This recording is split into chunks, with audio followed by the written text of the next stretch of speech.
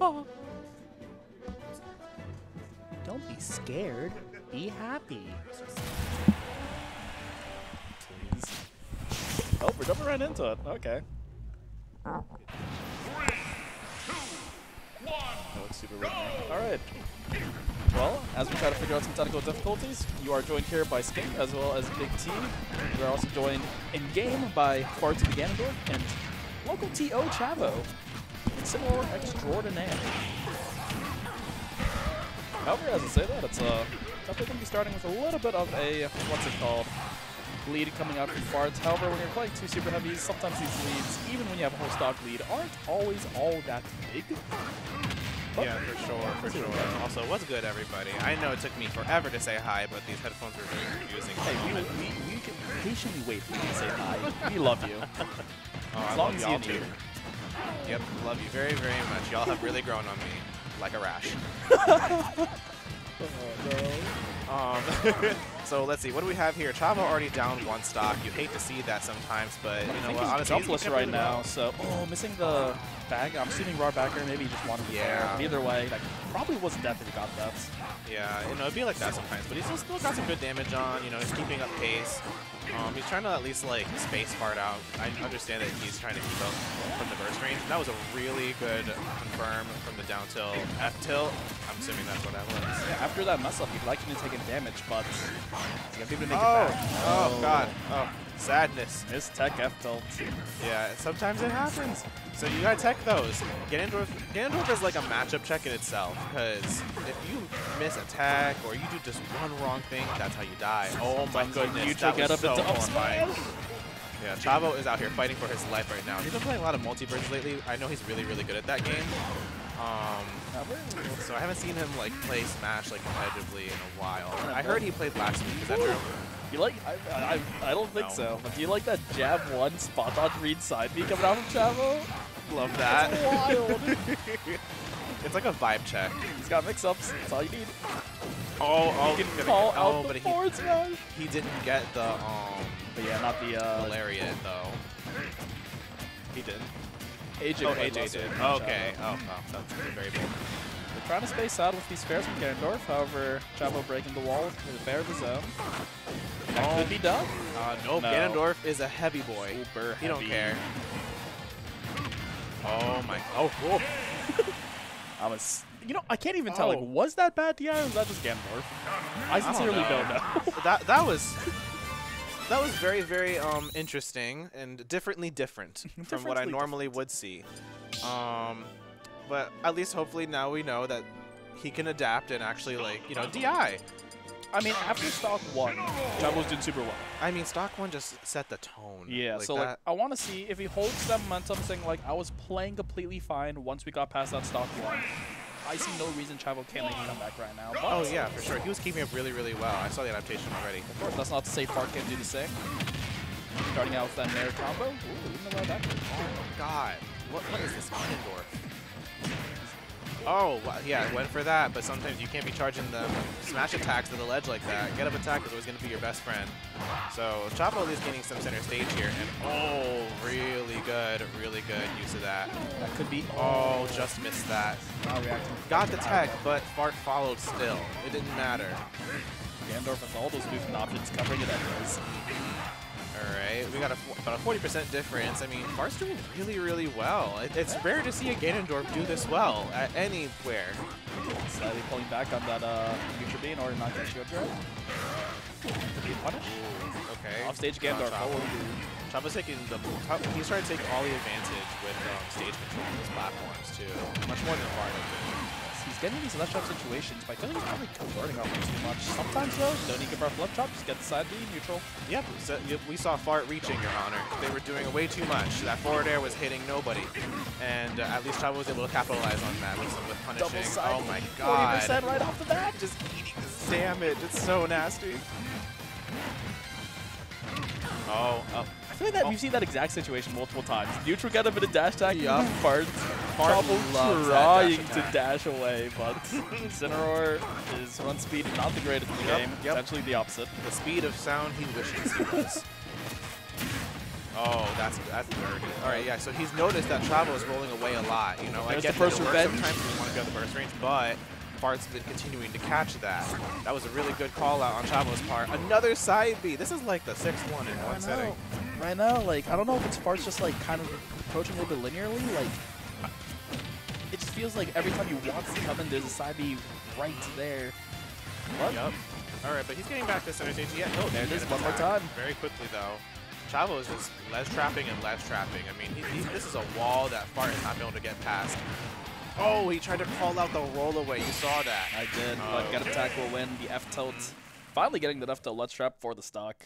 2 stock. Yeah, right? Chavo held his advantage state so beautifully in that game compared to the last one. And I think we've really seen like a huge difference. And something I love about that advantage state, like when people say like, oh, fight Ganondorf, just hit him off stage. Chavo doesn't even need that right now. He's holding the ledge trap and still doing completely fine. Once again, like super heavy games, they can swing quite quickly, but lost game to a 2 stock, it's gotta do something good for the mentality. Yeah, for sure, for sure. I mean, and now it's 1-1. That kind of just gives you the fuel. Smash was your choice. I love how we can't see Chavo in the camera. There's only one person there. He's fighting nobody. Ghost of Chavo. The Ghost of Chavo is back.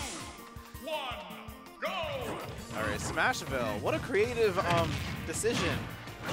But honestly, considering how Chavo has been keeping out away from Ganondorf, I kind of understand that. And Ganondorf needs center stage a lot, so if he wants better positioning, you do want a smaller space. I'm just shocked that Chavo left it open. But honestly, if you're that confident, I say you do you. Yeah, get those side B kills even earlier on this stage. They will on PS2. Right? Like everything's hitting, you know? All right, really good neutral B to at least get them off. I feel like that's one of Incineroar's like best tools in a weird way. It's kind of pretty laggy, but it's like, just so fast and it has the super armor. I mean, how do you like arm intangibility after the initial super armor? It doesn't actually have that much like after the hitbox. Just the hitbox takes so long that it's, you know, very easily reacted to. Smaller Smash Bros. Stages not gonna actually kill quite yet. Goes for the first edge guard, but yeah, we're all okay. Except for the down smash, almost killing at 81. High recovery. Actually gonna be okay. Oh my goodness. Yeah, Marth's really trying to close out the stock here. I mean, he's just pressing all the buttons. Always go from above.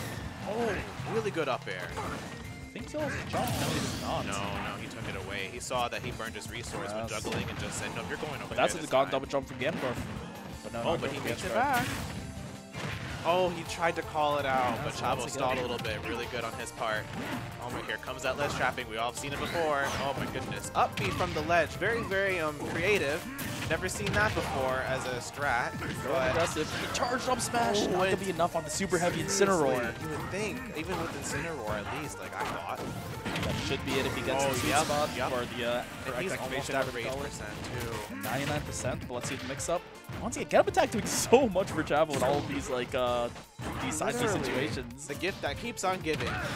Oh, and just like that, a kick in the back is going to do that to you. Remember that from game 1.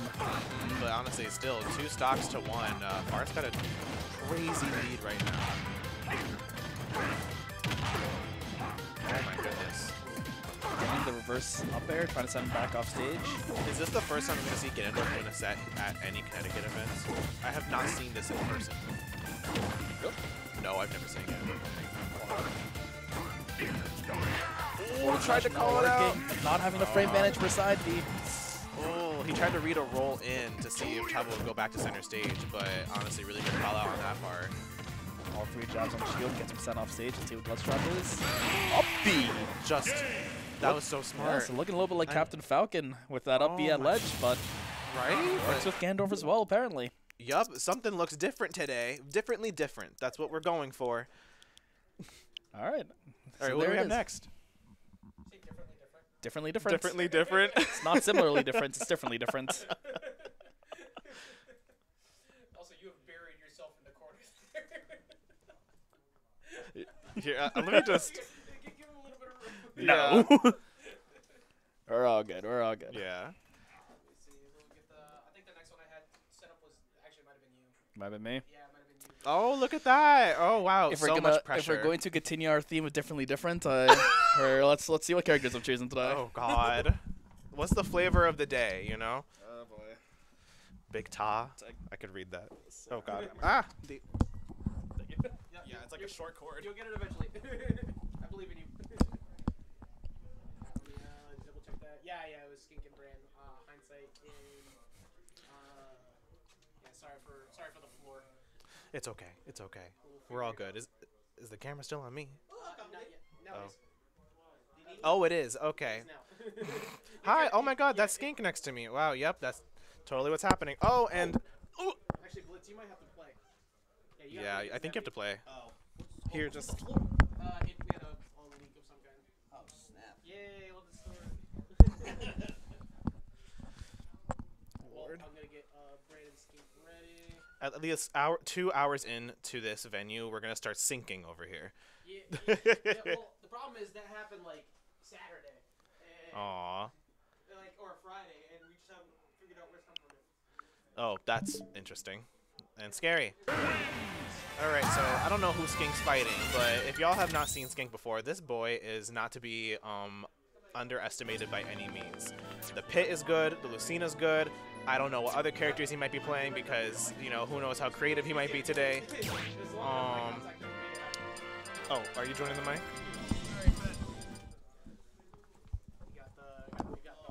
The one and only ZekeReds. All right, we got Vakira here on the mic as well. And oh my God. Hello, hello. You got a haircut? C-Live did get a haircut. That's why he's not wearing a hat. Oh my god.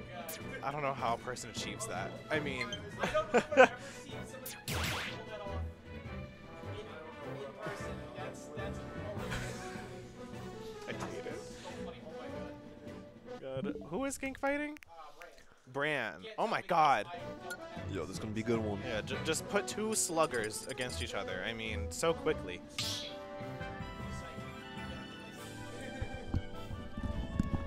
It was nice talking, y'all. Take care. I'll probably just put that.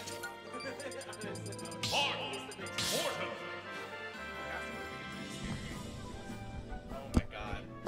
One more second. Play musical chairs and casters. All right, proud of you. I still can't. This is a new low. I cannot. Also, nice haircut. Fresh cut, fresh pants, to the point where he had to show the back end off. That's great. All right. So let's see what we got here.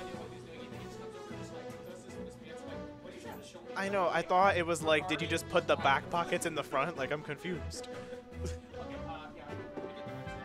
All right. Oh, Oh shit! Wait. Pause. Wait. We are tangled. Speaking of tangled, that's a great movie. Actually, You are throwing what? I've never. All right, seen now it's scary to be on the mic with me. I can't believe you've never watched Tangled. All right, Oh so my God. we got game number one here. Skink told me, in quote, "I'm going to become a seating nightmare," because he has decided that A, he loves Bran, which is great. He also is not faithful because last week he loved Delay. So, And that changed. Yeah, in a week. I mean, he thinks he's on the flavor of love. I mean, look at him. There's a new interest every week now. There's Love Island, and Bran's about to eject him right now. But I mean, Bran at least is faithful to the Morton. I was about to say the Morty.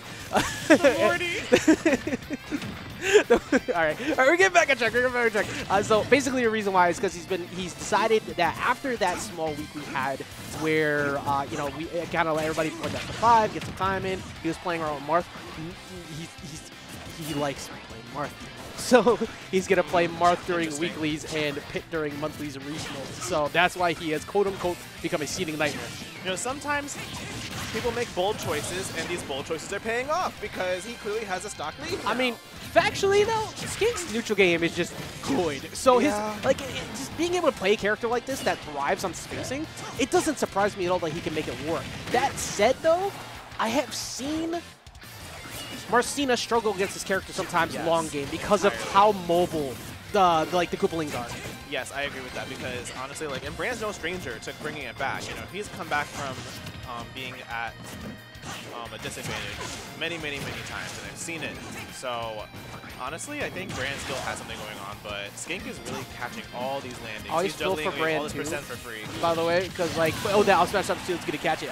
The thing about being like number 10, like on PR and being around that range, is you always end up right in the middle of the pack. And the middle of the pack is the hardest spot to start in any bracket, because you are right in the middle of killers, and he always ends up into like you, Clive, Skink today. Yeah, because think about it. In Connecticut, we have the PR and then like 20 sleeper agents. Like that's basically our state. So that's why our state's like one of the hardest to actually like grind in. Legacy 2.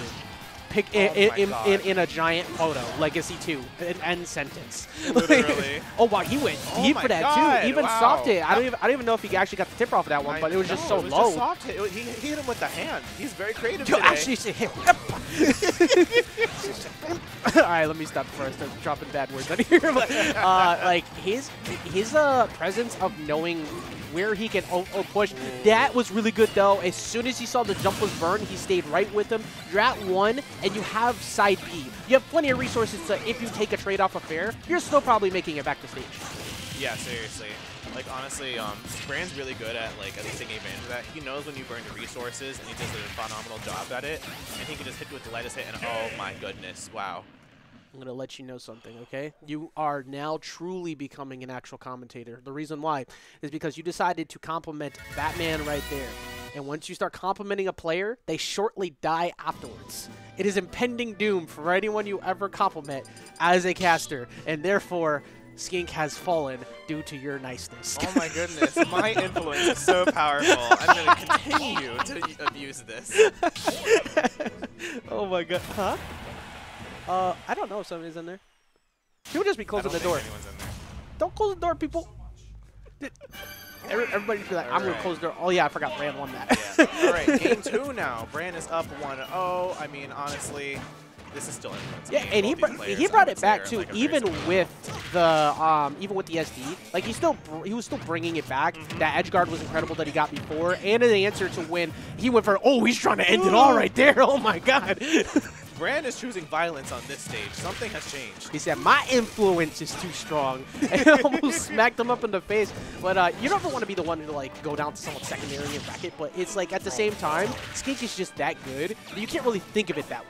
Yeah, I feel like Skink is not so much like, I don't think of him as a pitman. I think of him as like a neutral god. Because he understands neutral so well. He stays out of burst ranges very well. And he knows how to just outspace you in so many scenarios. Oh my goodness, that was like the smartest recovery I've ever seen. It's so frightening to be anywhere near Dolphin's last off stage. Like, at all. It is a reaction test. It is a freak out test. It's a jump scare. Literally, it's its own vibe check. 100%. Good job also not moving in front of that. That being one of the best out of shield options as well as being an offstage edge guard. Yes, it's entirely. That you want to stay out of that burst range with Marth as well. And not only just Tipper, I mean, being up close like that. Oh wow, that was. Okay, they're just chasing each other off stage now. They are boxing. Speaking of, the glove comes out, but it wasn't enough to get the hands like warmed up yet. But one good rapid jab at the ledge does take him out here, so I think Bran is trying to condition him into that. Doesn't even need it to though. Like he kind of faded the idea. Hey, I'm gonna fair. Psych. No, I'm not. And backed off and got him on the anti-air. Yeah, and if you notice, like Bran's doing such a good job holding center stage. That's the best part because Marth needs center stage. Big facts. Marth's whole game plan is to control center, smack you away with short hop aerial, and get you to ledge to win on ledge traps. That's it. There's not much else to it. And if you are able to take that away from him, he's now frantically swinging, and it's easy to bait. Exactly, because everybody wants to get center stage, but if Marth has it, then he has all the reason to position himself in much better ways. All right, look, we got to make the joke at least once. If that was Lucina, that killed though. Like, I know, right? That 100% killed. Oh my god. Don't tell him that. He's probably here, to be honest. But right now, we got Skink, who is going to potentially find a ledge trap. Has continued to try to look for that up. Like, we've seen it like twice now, right? I think 3 times at least now. Like it's refused in the KO and going deep off stage for that. Oh my god! If that came back, smacked him, and he died for that, I would have maniacally laughed. I'm not gonna lie. Yeah, seriously, that would have been vile. That would have been another clip for Bran. Look, Bran has a. All right, come on now. Come on now. What are we doing? Up throw on battlefield, Like- heavy character. Your name is Marth. You thought, bro. You got Oh no my upper goodness, body. 199. Your If I see forearms. 200. We can see your forearms, bro. They're like 2 inches wide. Like, all right, please. Did it? All right, there it goes. All I right, swear to God, he was getting out of it, and I got so scared. For a second, because of how long he was taking, like, is he not going to die to that? Oh, it gets a jab block, though, answering right back. Brand moves up. You want to land those tags, don't miss them, because at least like a kill percent. I think Bowser Jr. excels so well at that, and a lot of his moves have sour hits, especially when they linger. You know, I just realized I think I might play the loser of this one here. Oh I didn't really my pay God. attention to it. So all of this for Skink to just go into losers and then poke me 10,000 times with this mark, I'm not happy about it. Well, just beat him. Oh, facts, actually, right? Yeah, let's do it. Just win. What am I kidding, bro?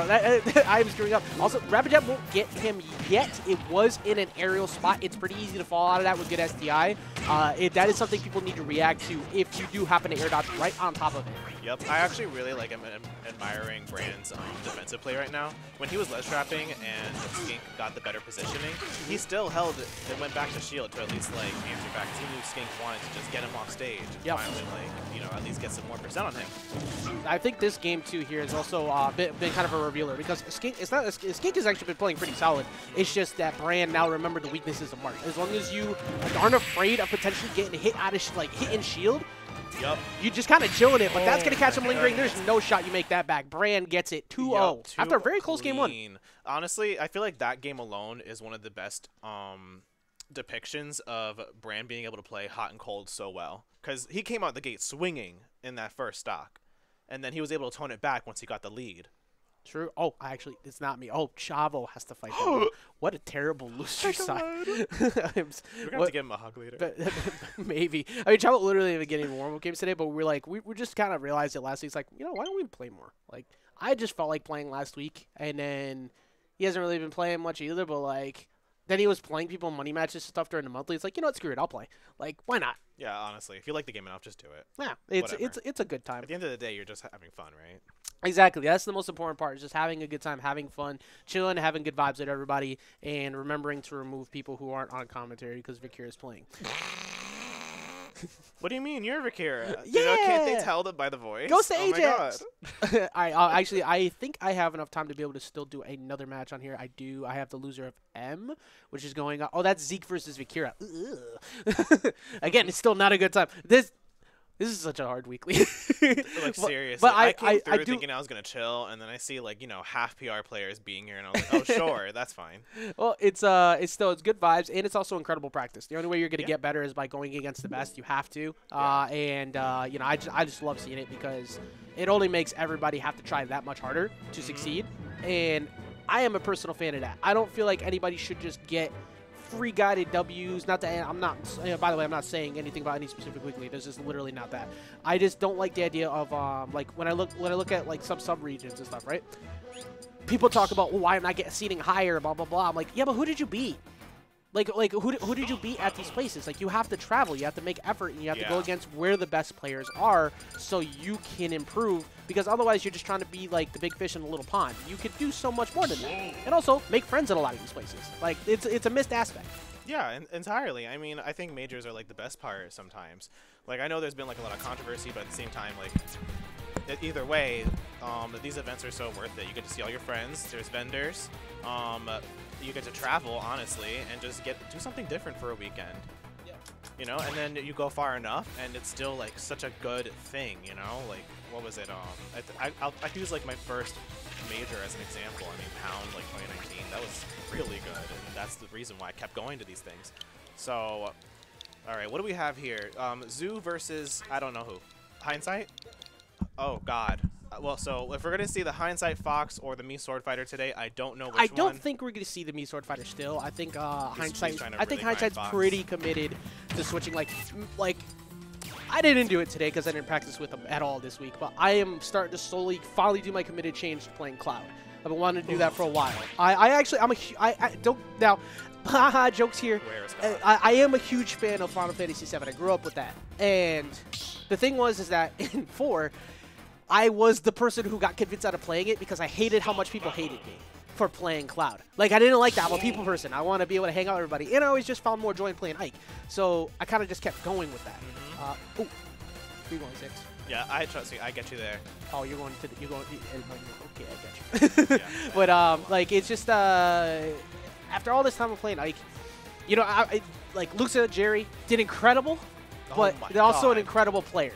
Yeah. I don't have that right now, and I feel like I want to change things up and try something different. And Sephiroth is also my favorite character that I wanted to get in this game, and he's boring. Yeah, I mean, it how do you make a sucks. character so exciting and then they He have should a have been the moveset? broken one. I'm saying, I like, would- honestly, like, Wait, Majors would have been hype, You for at least for me, to talk God. about him rather than Steve. But right now we got game number 1 of Zoo and Hindsight. We got the Spaceys Ditto. Oh, excuse me, the Spaceys Ditto. The Ditto. Spaceys matchup. yep, these are the same characters you're looking at. And if anyone tells They you both otherwise, jump you're and they wrong. press the big green button and fastball a lot. And guess what? It wins. Oh, yes. We all love that Nair, and by love, I mean can't stand. It is a roulette, though, sometimes with watching these two come up, specifically Zoo. You never know what he's going to play during that week. He's that multifaceted, incredible multi-character player that just doesn't find a home with anyone. But his first home and his most excited character to come out when they came back was this character, and he just got punted in the face. Yeah, right under the chin, seriously. whole Oh jaw my check. goodness. Honestly, I'm starting to believe in the Hindsight Fox. I wanted to say it was all lies and fairy tales and fallacies, but, you know, he was really committed, and I can see that now. I don't know what. Did you see the Puss in Boots movie? No. Okay, there's a thing running around with one of the villains that goes, ha ha ha, what took you so long, idiot? And I feel like that's exactly what Hindsight's been trying to tell us for a while. Like, my fox is going to be good one day. It's like, Right. no. But it is getting better, though. I am actually very happy to see the Yeah. improvements because he's been trying it, but it was always against like the most powerful opponents he could find, and God, it would get cooked on stream, so we never knew how good it really was. Yeah, seriously. Like, I don't know how he would feel if, like, his only stream matches would be like Pyra Mythra or Game & Watch. I know. Bro, I felt that okay, in my chest. Look, I get the F tilted thing, right? But you got all your resources pulled. You got frame trapped by falling up here. Of course, the next move is going to be punishing your illusion, and you're just like, I don't care, and just almost Just let it rip. almost got punched right in the face, Oh and still It just does the split on him. I mean, what do you do about that? Oh my god, really good pressure. Hindsight's really showing, like, this is different. Because remember, like, is. his Fox was way more passive before because he had that, like, mini sword fighter brain. Oh, actually, that was a good delay right there with that up B, because that was another jump snipe with that neutral B. But you're right. I feel like he was in mini sword fighter brain, and specifically for anybody who doesn't know Hindsight mini sword fighter, he's a very wait and see kind of guy. Yes. He hits you, waits for your defensive resource to be burned, then go hit. But that's because there was nothing that mini sword fighter could really do. Yeah, Hindsight's a very logical thinker when it comes to this game, and I do like seeing that a lot. And oh my goodness. If he committed to that Nair trade, he actually would have won the game right there. Yeah. But that's one of those moments where like you second guess yourself because you just don't want to give up a stock. But you're at 161. Honestly, I would take it. Oh my goodness, and just like that, dash attack closed it out. I mean, really good on Zoo. All right, he's kind of resetting neutral right now. He's trying to get his little chip damage in, because I feel like Zoo's realizing that Hindsight's really good at boxing now with his character. The last stock situation in this matchup is so frightening. Wow, empty jump up smash. Oh, Like, the DI to save it all. I mean, this is still, oh my god, this is still actually incredibly frightening because if Zoo gets one solid ledge trap here, he can steal the game away, like 100%. But and just a forward smash, a kick to the face. I mean, he's nailing every single call out. He's making sure that Zoo is keeping on his toes at the ledge because Zoo's been picking very different options, but he's understanding when he's picking a grounded option versus one in the air. And we saw Zoo doing a lot more on the ground. So, and Fox excels at that entirely because you want to be in the air to at least, you know, give yourself a little bit more leeway. also, I have now gained a lot more faith in the Hindsight Fox specifically for this reason. I don't know if it's maybe just because it's easier to time, but he got 3 separate occasions where he punished ledge with Fox. You have to be good at timing that. Like, you can't just do it. He got the down smash on the side B, or the up B. He got the forward smash coverage on the neutral getup, and beforehand, he got something else. I can't remember what it was. But that goes to show that this Fox is actually improving a ton. Yeah, I mean, look at this right now. Like, the game is already even, and oh my god, that back air was just so bold. That really was. It worked out in his favor somehow, but like that was extremely scary because that usually leads to a pretty free dare. Zoo doesn't drop those very often, but he's kind of getting outpaced here by Hindsight. Yeah, and Hindsight's really showing because honestly, the speed is really helping Hindsight the most because Wolf needs to catch up with this character. Oh, and the high illusion, so good on Hindsight's part. I mean, I'm engrossed in this. I am very impressed, and I'm eating my words right now. These two. A big reason why I wanted this one, as we see that back air get closed up by Zoo. He's so good at finding double jump habits from ledge. These two are both on like the edge of being extremely good, and I say that in a specific way. They both have such good peaks at certain points and then inconsistencies after, but when they're on, they're on. They have incredibly good frame traps, they have incredibly good option coverage, but they'll second guess themselves. And these two right now, I love watching them. Yeah, seriously, I love watching this because both these players have had like, you know, a lot of ups and downs as far as this game. I mean, Zoo has spent how much time playing multiverses, and he won. He won Apex, and then the Zoo factor came in. He won, and he's like, all right, I'm done. But that's what happens with other characters too. Like he'll do well with the character, and he's like, all right, I don't want to play this one anymore. Like that's always been the one weakness of Zoo in terms of consistency, because he'll switch. I am glad that we're seeing more and more of the Wolf come back, as he currently is up pretty solidly, 2 stocks in the lead. Like I remember like years ago when Zoo was playing the game like way more often, his Wolf was one of the best characters he had, and I thought he could just stick with that character. Then, you know, he experimented with at least 35 different characters. Yeah, yeah, the Terry arc, the Falco arc, the Mean Brawler still kind of exists, which unfortunately, that character is actually really good. So like, it's not uncommon that we'll be seeing it. But I feel like, as much as I want to say these are not real characters, and that was so good. Caught the, you can see he charged it to obviously catch him and pick it up, but you know, Miss Tech will do just fine. Now, something I'm noticing here, too, is that, oh, yeah, that back air's going to take it. Again, there's that jump habit that he was having from the ledge. Hindsight's been jumping so much from the ledge. I mean, honestly, when you're locked, it makes sense. But now I think Hindsight's going to have to really mix it up and actually choose more grounded options. And sometimes when you're fighting Wolf, you need to stay grounded. Because when you're in the air, Wolf can just dominate. Yeah, it's big really facts. scary. Also, all right, I'm not going to lie. That bathroom door got to get closed. Someone tore that up. I hate it here. Alright, we're going to see the next stage pick. I mean, I can't imagine what PS2. Wow. Okay. Very, very creative choice on Hindsight's part. I'm looking forward to see why he chose that to fight Wolf. Okay, sorry. That was an emergency scenario right there. The game was leaving me breathless, if you will, to the point like they was cooking to the point where I didn't even want to breathe in. You know, like it was crazy. Something. Oh my God, Clive's played. Clive, I want to do that. Yeah, you don't want to. All right, so we got we have the next game. Oh my God! All right, we're here. We got game number 3. The Pikachu was not picked. I was like, well, I don't know if I've ever seen the Hindsight Pikachu before, so I was very confused. I'm glad we don't, because whether he has one or not, I want to see the Fox work. Like, it got figured out game 2. See if you could fix it game 3. Yeah, this is exciting. I mean, he's already racking up more damage. I mean, he's at 82 right now, but he's kind of got Zoo on the ropes for a little bit. Yeah, I mean, that's the thing. This matchup is so I think one of the most argued in terms of whether it is even +1 or not in either character's favor. Like, the communities of these players can't come to an agreement because of how just volatile the matchup can be. Yeah, up smash is going to catch him. Yeah, because both characters, when you look at it, they need the same win conditions for the most part. I mean, they have to land on you with a safe arrow. They have to get you into some like scenarios just like that one, and just overall take advantage from above. I think it's one of those strange for the game's meta, in my opinion, and I'm shocked that it works sometimes. I think it's one of those things where it's almost like watching 2 zoners, but they're not. Like, it's he who strikes first tends to lose first, and that usually comes. Yeah, got you. It usually ends up leading to that. Like, if you're the first person to overextend in this matchup, you get cooked for it because now he's out of burn. Now he's out of resources.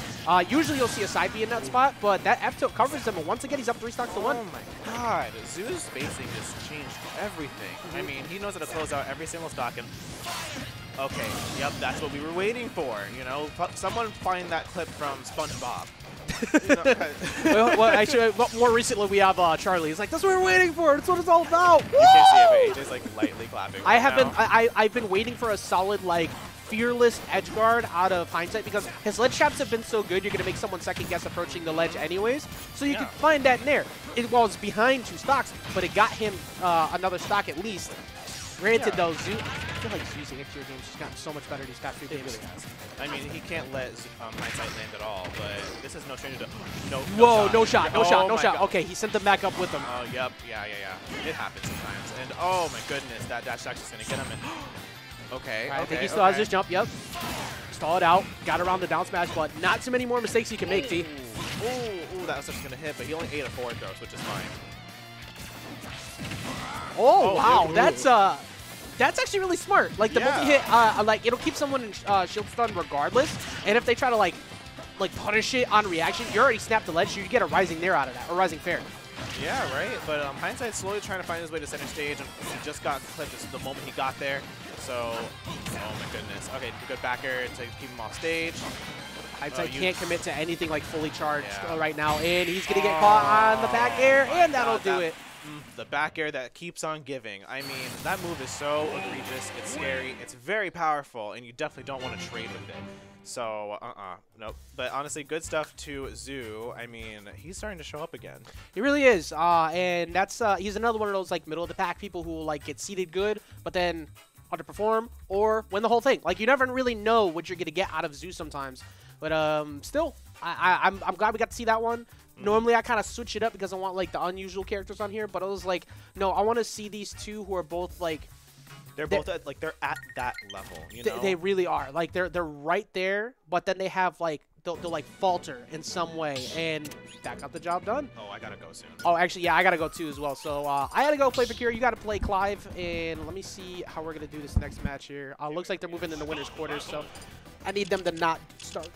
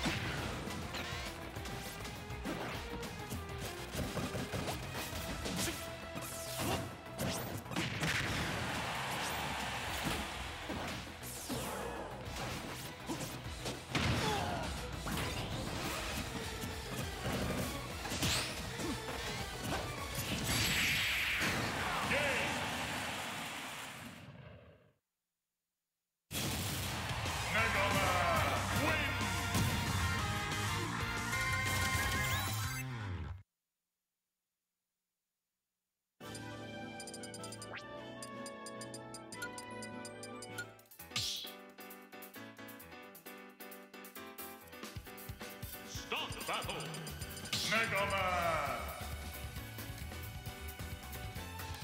Little Man.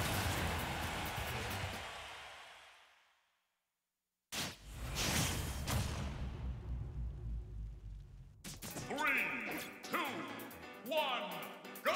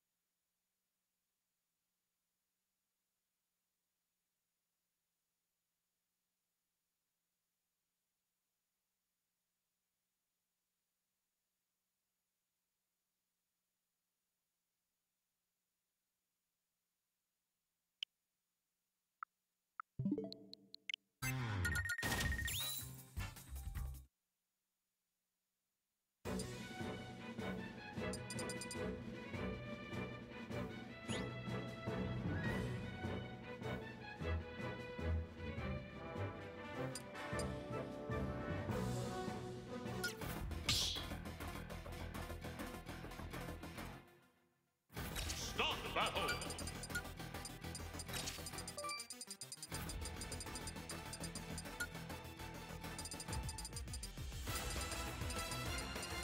King K. Rool.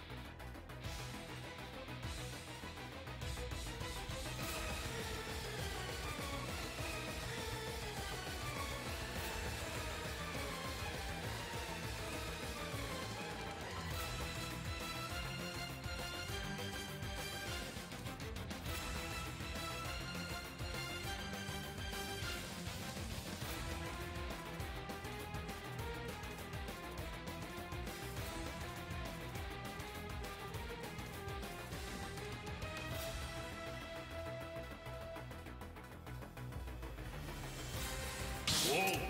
Incineroar!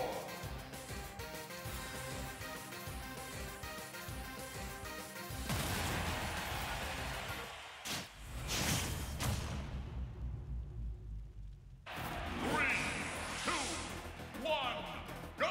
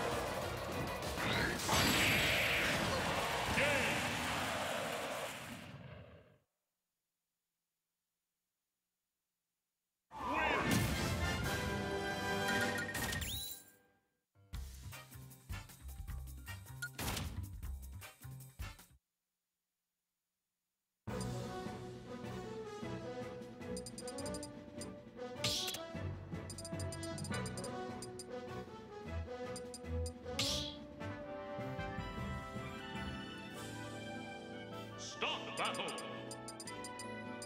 Isabel! Incineroar!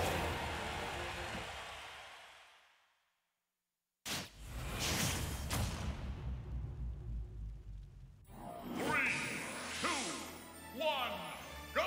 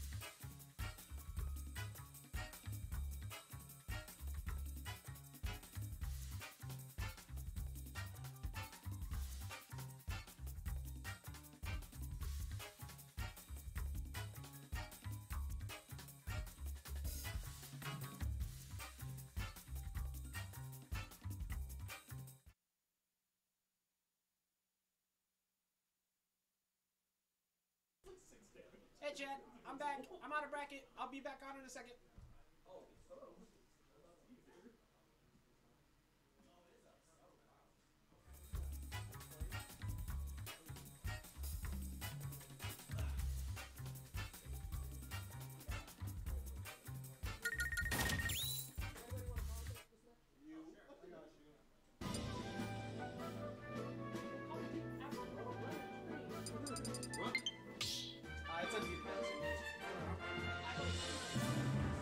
Start battle.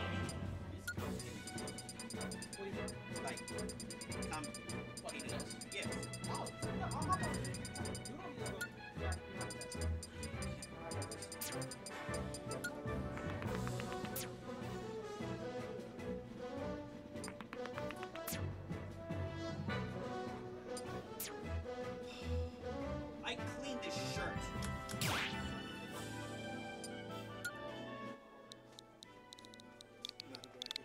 Huh?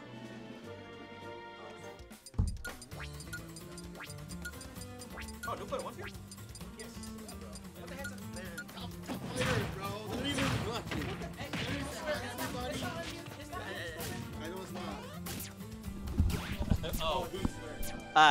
Hello everyone. Hello. My name is BlitzLuigy. You got my co-commentator. What? This is so short. Wait, I think. Oh wait, I think. Oh, okay. Hello everyone. How are we all doing today? This is Vortex Legends 35. 35. You did it. We did it, Reddit. I hope not Reddit. Yeah, you're right. You're right. Yeah, It's good to be here. It's good to be here. Shout out to Avatar. Last Airbender. Yeah, Last not, Airbender. Not the. Anyway, we're here to commentate today's match. We have middle-aged people that like to watch mid. mid. I need to watch Puss in Boots like really bad. You have to rewatch to get the. I feel like they're the type to pay people to watch it. I need to. Can you lower the volume on this? Oh yeah, Where's man. Oh yeah. Sometimes it does that. Word. I heard him really loud. Sorry. I'm laughing. No, it's not. That's not. It was even before Audio. that. It's just before that. All right, so now we're seeing blank, big, well, T. Blank big T. Yeah, bland. Bland. K. Blank. There you go. Yeah, Autobots move out. I get it. Yeah, and your legacy lives on in this bracket. Let's go. Take a shot for every time you hear a pun by Hindsight. That's a death challenge. You trying to kill somebody? Doo-doo. All right, so Blank versus Big T. These are two aggressive players. I think that's like gonna be, I don't know, Blank.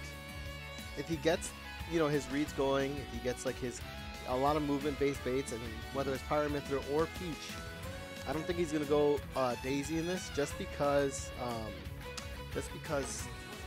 Big T is just like a Wii Fit. Wii Fit does good into and that also matchup. And also plays Peach. And yeah, Big T plays Peach. Has also beaten, I'm pretty sure, like most of the Peaches in this region, including Ling, multiple times. Multiple. Shout out Justin. Anyway, so we're gonna see a lot. Like I wonder about this. This match is a little weird because like Big T's already expressed for how much this match is, because like it's not too great. Because just getting stuffed out by Mythra and Pyra and aerials, and just having a sorting in base in general just really just makes the matchup just a little more struggling. Yeah, one of the big things you really got to worry about is that John Number-esque beginning, right? Going to lead, getting that deep breathing. That's a hallmark for the Wii Fit trainers, and you're able to time it out. You're able to just kind of hold, attempt to like ledge trap. Blank did a great job trying to contest it, but I feel like the positions have changed here. It's crazy that right now Big T's actually the second that Big T gets in, he gets really heavy damage, which we're going to see a lot of like just retreating aerials by Blank. Yeah, and just 1-2. And that was a really good, just going off stage, just go for the kill. That was the first stock. Blank is someone who's definitely willing to put a lot of callouts, especially versus someone like Big T. You kind of have to. You don't want them to be comfortable off stage, even though that's where they really, are comfortable. Those areas are big enough to kind of make that difference. Big T's obviously going to be looking for that F tilt, trying to finish his stock out, but that one mistake costing them more than they'd want, for sure. Oh my god, that was a really good. Having that move. It's still going. Yeah. Still alive, of course. 60%. Not a deficit that Big T doesn't want to have. Having that deep breathing definitely going to come in. Oh, could have went for the grab and did that. It's running away. F smash. It's such a big call out because oh, was that a footstool too? This should be up there, and Blank is really cooking right now. I mean, this is going to be one of those things where, wow, that sour hit kind of unfortunate because Big T really needs this kill. Oh, that was nice. That was nice. That was a little like a frame trap. Like you've been labbing that on ledge stuff. Well, VGBootCamp are really good on ledge. So you're going to see a lot of just like trickery. So definitely Blank needs to get off of ledge as soon as possible and just carry. Character needs to carry him to neutral and just win that. Yeah, I mean, I think Big T's been doing a great job. The only thing I'm kind of noticing is the stage positioning. I know at times, unless you're really playing at the ledge, you don't really have to give as much stage as he's giving. Like, he's kind of cornering himself at times. That's Mythra coming in clutch. Nice grab. Now Big T definitely playing a lot more fearless right now. This is in no way out of Big T's hands. Oh, absolutely. The conversions that you've already been seeing just in this game alone. One F tilt with deep breathing, we'll call it. There's a ledge trap. Yep, just like I could have just a little bit of extra frames could have been. No bias, no bias. Yeah. Oh no. It's alright. But that Big T here, with the deep breathing, you have to watch out for the next. Oh wow, back throw almost good. Oh my god, that's live. This thing on Pyra. Nice little delay, but so much space being given. In this moment, I guess Big T does not want to gamble. Really just kind of looking for that last hit. That percent's getting really, really bad for Big T right now. Yeah, almost in those triple digits. I mean, 210 on Pyra, that's not really some nice stuff. Would go for the forward. Good trade. Now, very clutch right now because it's going to be really crazy what Big T needs to cook up right now. Blank doing a really good job just at this point. Just only staying Pyra at the point. Just staying. Falling out. Yeah. That dash in with this IV was such a great thing. And there we go. Just the up tilt, finishing it up. The simple up tilt, yeah. I mean, all that extra credit he got just from that period of the time, just, it gave him so much confidence. He's able to kind of make those mistakes, those, not going to get super hard punished by. But at this point, that was kind of a scarier end to it than maybe Blank would want. Sometimes you end these sets and Big T kind of has momentum even though they lost, right? That was almost like, it's going towards a reverse 3-stock. Oh, yeah. And that's something to kind of keep in mind. Sometimes, even though you get the dub, they're creeping up, and that's where the adaptation is starting. We're going to see if Blank's going to be able to carry that through in this follow-up game, or if Big T's going to finally start shifting this momentum. Interesting. I wonder. Wait. I mean, no, he's okay. So he's like, maybe he's trying to like. Nah, I don't think so. What Blink was doing really good the last game was just stay more grounded and forcing like the second that Big T is just jumps, just stays there.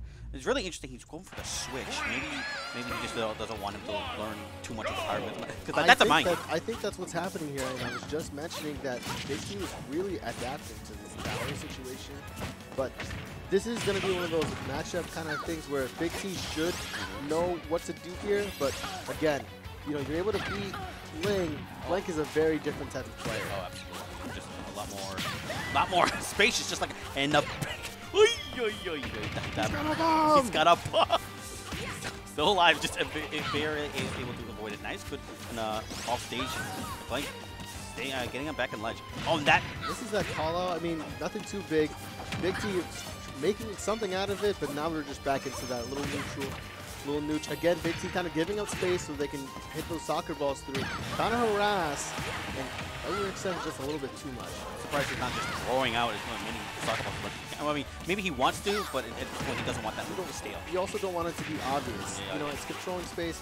You gotta have that mix. Look at that right there, and misses that setup up. One of those things where you get it's a really hard thing. No, still alive. Oh my.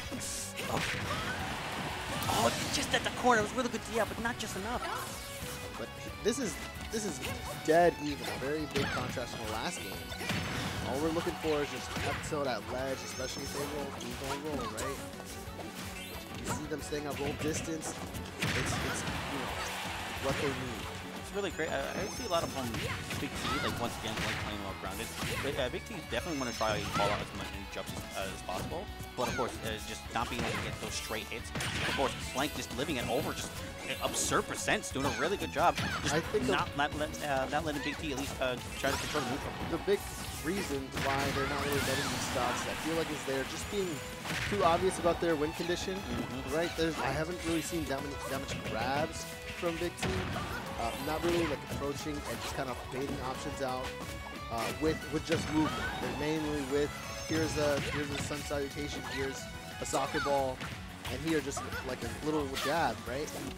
No grabs here. Because of that, Blank at later percents is just able to play around it. I wonder what Big T's trying to do right now. Definitely going to like at this point. Numbers. Oh, they're doing the John numbers. Yeah, slowing it down. Not a hard question. Next one. Let's go. just again now, Blank's getting a lot more hitting with all these sacrifices. Yeah, that's the thing, right? You kind of want to approach to finish the stock up. You don't want Big T to kind of get another deep breathing. One overextension. That's all it can really. That's all it can really.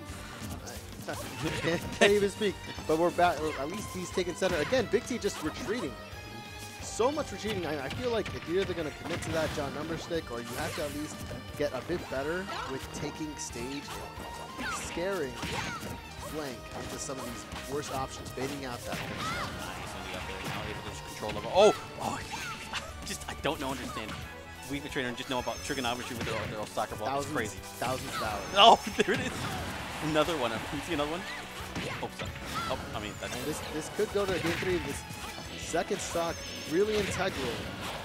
Now now he's really getting it. He's just trying to steal a stock right now. Just really want to get that stock just over with. He's going for some of these call-outs. It's not as wise. And at this point, he gave Big T enough space for deep breathing. He's going to go in.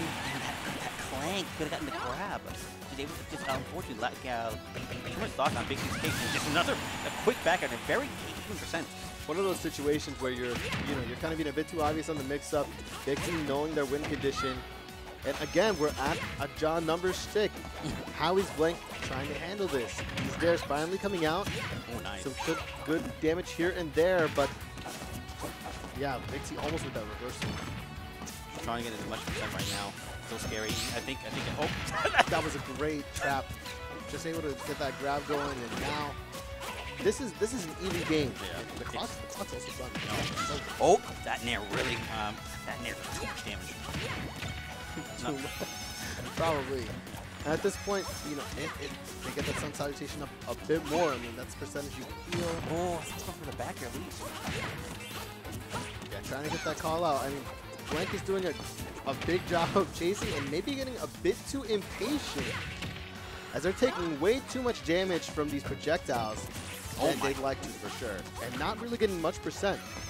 I wonder if we can see a timeout now. I doubt it's going to be a timeout from this position. I feel like Blank is just playing a bit too impatient and he's just taking out too much. I'm surprised he's not going for these turnips. That's what I was going to say. Like these turnips, like you can just kind of try to farm them a bit, look for your win condition, right?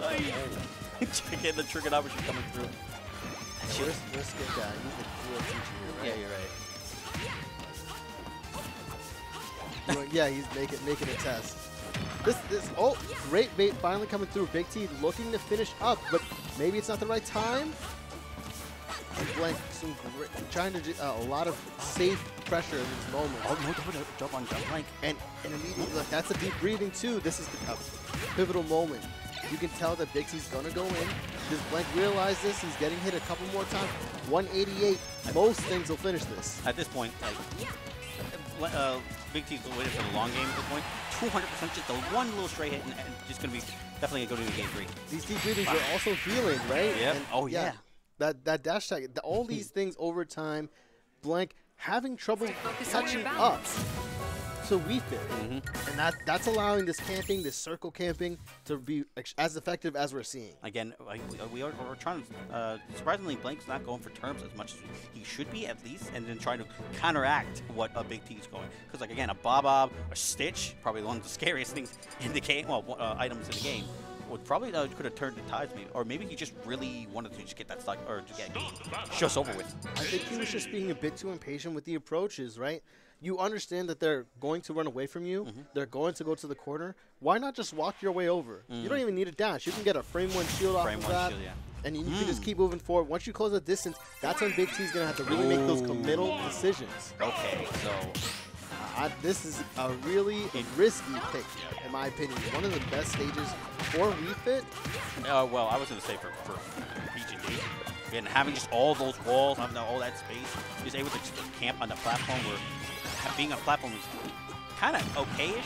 But now you see right now doing a really good job at 87%. Now Michael's trying to just get back in the ledge. Right now, he still gets hit by the down air, trying to come back to neutral. It's really difficult.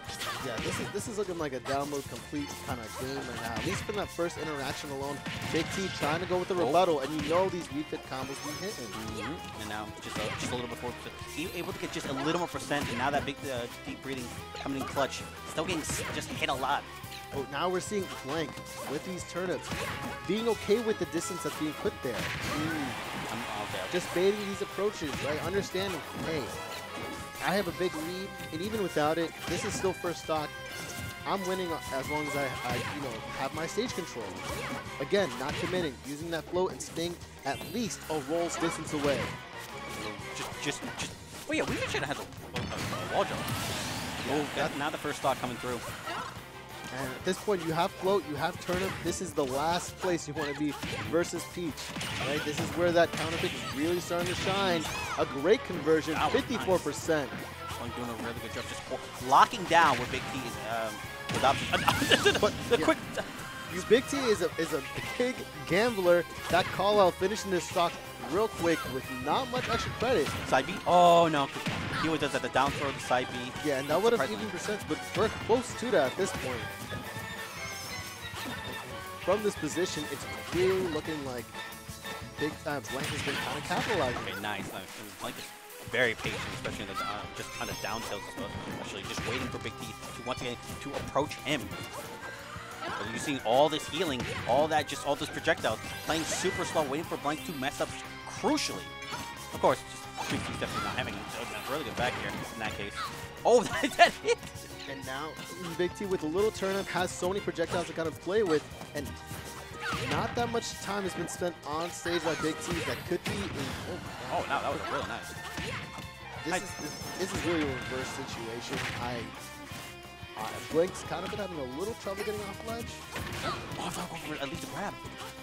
Not too many grabs on Big T's case, but maybe just because Blank's making it very difficult. And we're seeing that adjustment finally, and that's the fair. Another ledge trapping situation we're going to see hopefully to a stock pretty soon. I mean, only 4 minutes on the clock. Someone's dying pretty quick. Oh my goodness. Okay, good. Just in neutral right now. Oh. And Big T finally just standing the ground here a little bit, right? Has that deep breathing. Whenever you see that, you know he's going for it, and that F-throw, cleaning. Now I wonder if he's definitely gonna try and run away from it if he can. Oh, that nair, really good. That grabbed the item. Yeah, that little bait and switch, you know, and we see it again right there. Still alive, even with deep breathing on. Oh, now it's off. Crazy. If this stock doesn't get finished soon enough, I honestly doubt it. Nice. I think I need to finish my senses. One combo can even this up. Deep breathing, how's it going to affect those combos? If Blank's not paying attention, but maybe won't even get to that point. Definitely playing super safe. You can tell the Big D is throwing as much projectiles as he can. A little walk and do something. And I love that fade away from Big T. Positioning himself in a safer, safer zone. And these headers, they're getting so much chip damage. All that up here at the stage right now. I wonder if Blank is trying to, if he could really just get one hit, it's going to be huge. And there it is. 80%. At this point, they're both at kill percent. Oh, not entirely for Peach, Daisy. They both go a bit slow, but an F-tilt is going to finish it, and I feel like Big T's looking for one. Even those up airs, this is intense. We're definitely not going to time. And oh no, he's getting instant. No double jump, by the way. It is going to be a position where... Oh. Still alive. Of course, you can't kill Big T that easily. Yeah, but the percentage is, oh my gosh, this is anyone's game at this point. Big T almost with that reversal, and again, deep breathing. Oh, that would have killed stuff. And most hits will kill. Blank with the bear. I wonder how this one's gonna close out. This Blank is definitely playing it safe. Oh my god. Really just for the ferret. For the my gosh, Blank is confident on this. Nice. Finally hits that mix-up. That's the first Peach Bomber I think we've seen all No, set. I And think the another. second, but yeah. Oh! Across the stage, that was a nail biter. I've ever seen one. Wow. Crazy. Yeah, we know Big T at times, you know, can do some big damage through these brackets. I'm sure everyone in the losers bracket's gonna be, you know, hurting trying to deal with them. But that was a really good set. Very good game for both players. Definitely a Big T, very big threat to Blank in that specific instance because definitely did not want to go to loser too early. But a very good game for both players. That was crazy. Oh, do you have a match? Do I have a match? Yeah. So now we're probably gonna have.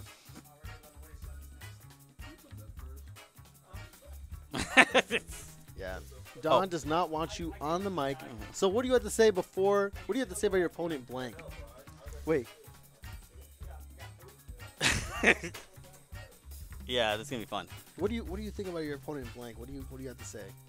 He's a great player. He's a great player. Would you have rather played Big T? Yes, it's fun. We're buddies that way. But I hate Pyra Mythra. So yay, can't wait. I'm gonna go out. So wish me luck. Well, good luck both players. As we're going into it, I mean, these two, I mean, as you kind of heard from Blitz, he does not enjoy this matchup. Versus Pyra Mythra specifically, Blank historically wins.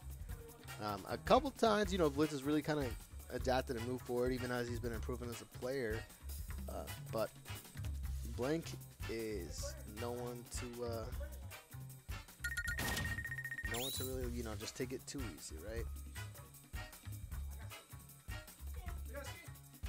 Nice. So I'm gonna be joined by Skink. I'm just gonna do a little scooch. There you go. Yeah, it's because I felt like it. We enjoy being problematic to you. Yeah. I'm irritating. Our job as players, especially as commentator players, is to be as much of a pain in TOs as we possibly can. Honestly, I don't think I do it enough. Wait, so since I'm a player now, I'm also... Yeah, you're supposed to make your job harder. I mean, don't tell me that it's not a pain to TO and play at the same time. Exactly. You're making your life as a TO as awful as possible. It is literally part of the job.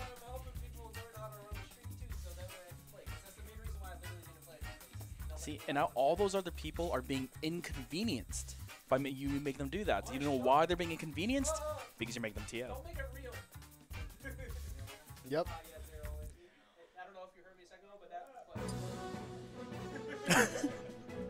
but Yep. That's just how it works down there. That's how it works. What do you expect to see Blank versus Blitz? Who do you think's gonna win this? We can't always forget that, you know, the thing that we sometimes joke about here at Vortex, that grand finals always seems to be Blitz versus Link, right? Yeah, there's no Link today, so There's no Link today, but this is a Peach.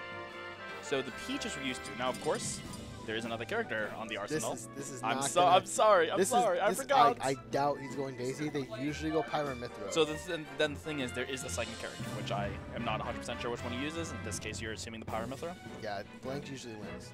Okay, is that how this goes, historically? Yeah, Blank usually wins, Blitz usually gets upset. He's got recently he's done a couple sets here and there, but All right. yeah, So Blank won the last Blank one. has no Blank generally, but there's maybe a little bit of hope looking here for BlitzLuigy. He really needs it. Blank jacket somewhat half off. Loosening the body up, gotta get all that blood flowing, all those decisions to be made with that smart mind of his. We're going to PS2. Our None of these favorite people starter play stage. Pokemon characters. Why do you think they like PS2? People like the music? Pokemon Trainer has the switching mechanic that Pyra Mythra is very similar to. Perhaps Blank has tricked himself into thinking that Pyra Mythra, because of the switch mechanic, is a Pokemon. You know, you're saying With what's his name is Rex being the Pokemon trainer. There you go. Very true, because he's the only in the town, right? Yeah. Exactly. He like appears in the back. He's not actually part of the game, so he taunts with them every once in a while. I think Blitz over here really looking like he wants to try to make this more of a vertical game by starting off on these platforms. The platform is a lot of these full hop, what's it called? Pellets, butts. Immediately off stage. Yeah, this is a lot of percent, and you know why. Just the capability that Pyra has to kind of really get these extensions going, one-twos that put you into a juggle situation or a frame trap. It's scary.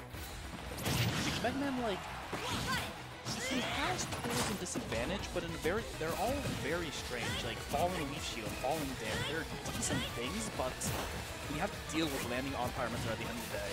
Yeah, it's just at this point, a small shield, a big hitbox, and dash attack, but it's not the worst DI. It's going to be living a little bit longer. I really like the down tilt. Able to cancel that out and just nets that first stock in a little bit over a minute. Not something you typically see when Blitz is on screen. A little over a minute. Also, only like with that leaf shield, only 45%. Megman usually the king of getting a little bit of damage here and there, but not allowing him to down air off stage. That was a crucial interaction at this point in time. And Blitz is trying to salvage it, and there you go. Only 15% extra credit for blank, so not the worst thing for Blitz. Yeah, honestly, I'm just kind of like shocked. That was a really big moment for Blitz here to finish it there. Blank, kind of doing a repeat of the beginning of this game. It's getting a large lead, taking advantage of foresight. Megman has many things that are very foresight of old. So they're going to be definitely paying for the large active hitboxes of Pyra. A little bit rough on yeah, there's no jump on Blank for a second. He was just able to just kind of clean that up. And that's the thing, right? Mega Man known for chip damage.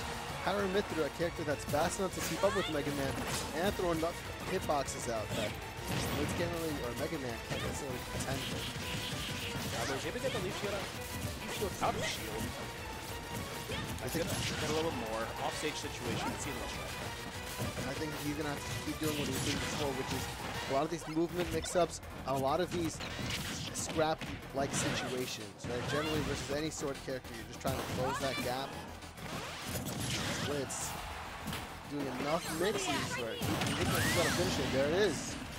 He's able to push him a little bit away from stage by threatening the crash bomb and gets the down air. Yeah, just on the upbeat, not the safest thing to do initial, will mention his stock. Yes, the up tilt's going to catch that jump. Pretty much an even game still. Yeah, at this point in time, we're really just kind of like wondering, how is this going to kind of pan out, right? Like, I don't know, these neutral interactions, Blitz really kind of coming into his own at this point. He's spending a little bit more time in that mid-range instead of up close and finally getting that chip damage we were talking about earlier. And also, it's worth noting this first time, I mean, it's not a huge lead in the world, but the first time he has the lead in damage. Blank finally trying and gets a conversion, but not much out of it. And in that specific situation, it's gonna be a rough one. And as we're getting into this right now, there's no double jump on Mega Man right now. Yeah, and Mega Man finally able to land. He has that weird disadvantage, but that S smash is gonna put them in an unfavorable position. Blitz not able to manage with that dare, and drops off stage in a way they really didn't want to be. Trying to play Nova, but it's gonna be in this live. Up smash, catching the leaf shield on landing. First game going to Blitz. I'm sorry, first game going to Blank. Nice one, Pyra! Blitz really happy about that. I'm caught on stuff. Oh no! Oh no! And I'm joined by a ghost. It's the ghost of Ajax. Hello. So yeah. Wow, you can see the visible frustration on BlitzLuigy's face. But that said, the reason why we had to exit Skink is because we have redemption bracket going, and he had to play. You also have to play soon too, but I think you might have a bye. I'm not sure. I don't know.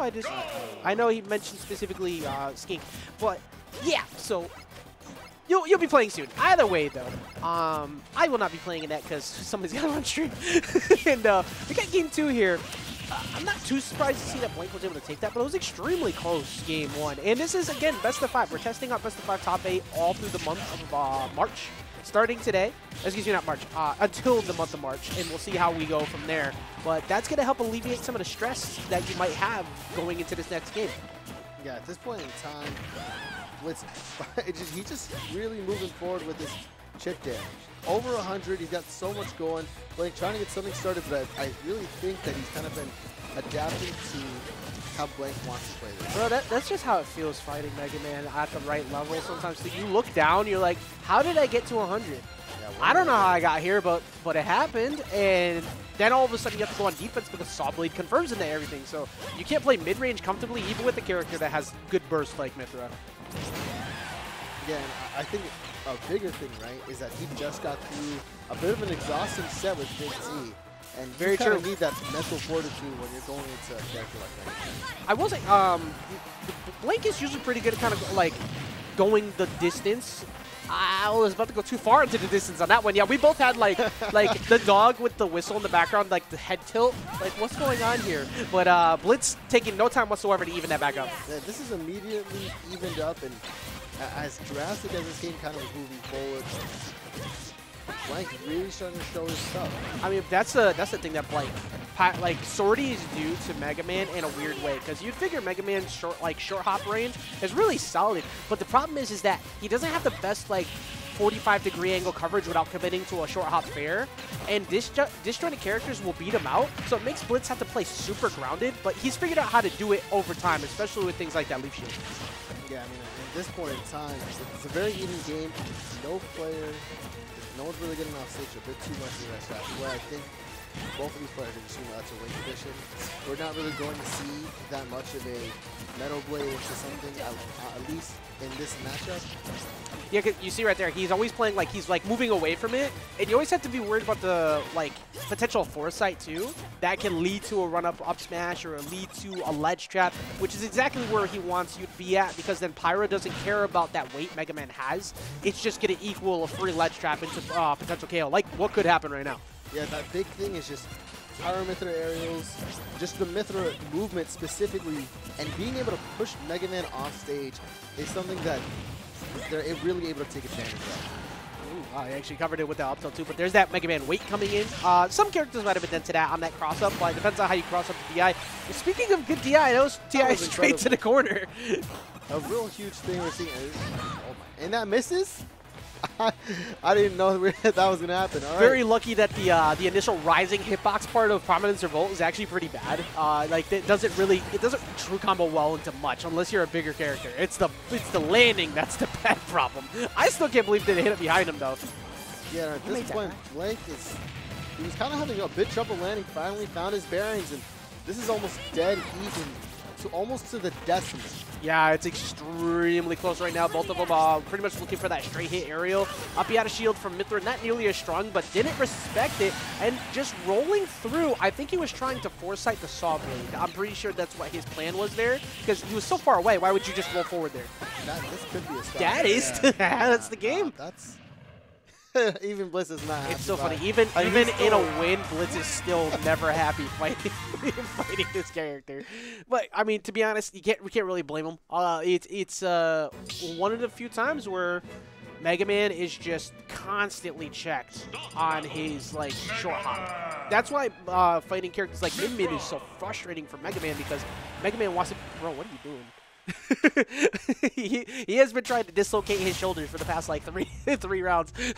But see him just full arm stretch, big stretch. But like we said before, it is best of 5. So this is only evened up the set count, and we're approaching what will be counter pick advantage. But from the looks of things, Hindsight, it just seems like we're going to stay on a PS2.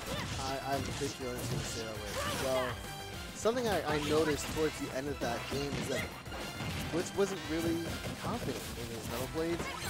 Even when they did hit, he wasn't going for the confirms. That's part of the matchup, but it's something I feel like if it doesn't change, I don't see him winning this set. Yeah, I think what he's going to try to do, from what I was watching in the last game, is he's going to try and use it more as a let me see how you move to it tool so I can run up and get a fair. That move is super good against that recovery and off stage in general. No hitbox on your recovery. Neutral B will cover you almost every time. He was doing that a lot, not just this set, but in others as well, versus Big T. Finally getting some mileage. I mean, something new that I haven't really seen him do too much. It's super scary too, because when you see Flame Nova coming at you, your next likelihood is you're probably going to recover high next time. Do you want to recover high in front of a Pyra forward air though? Like it puts you into this really fearful guessing game every stock. Yeah, especially when you don't have a hitbox like Mega Man. This Crash Bomber switching over and Blank comboing right into it. Blink is keeping this ledge going heavy. That's a double jump burn. He's going to have to go high with that up B. Good dodge though. And reversing it essentially with this leaf shield, almost getting him on that down air too. But look at this coverage that Blitz has had. He is still going. Blitz is a man known not to stop moving.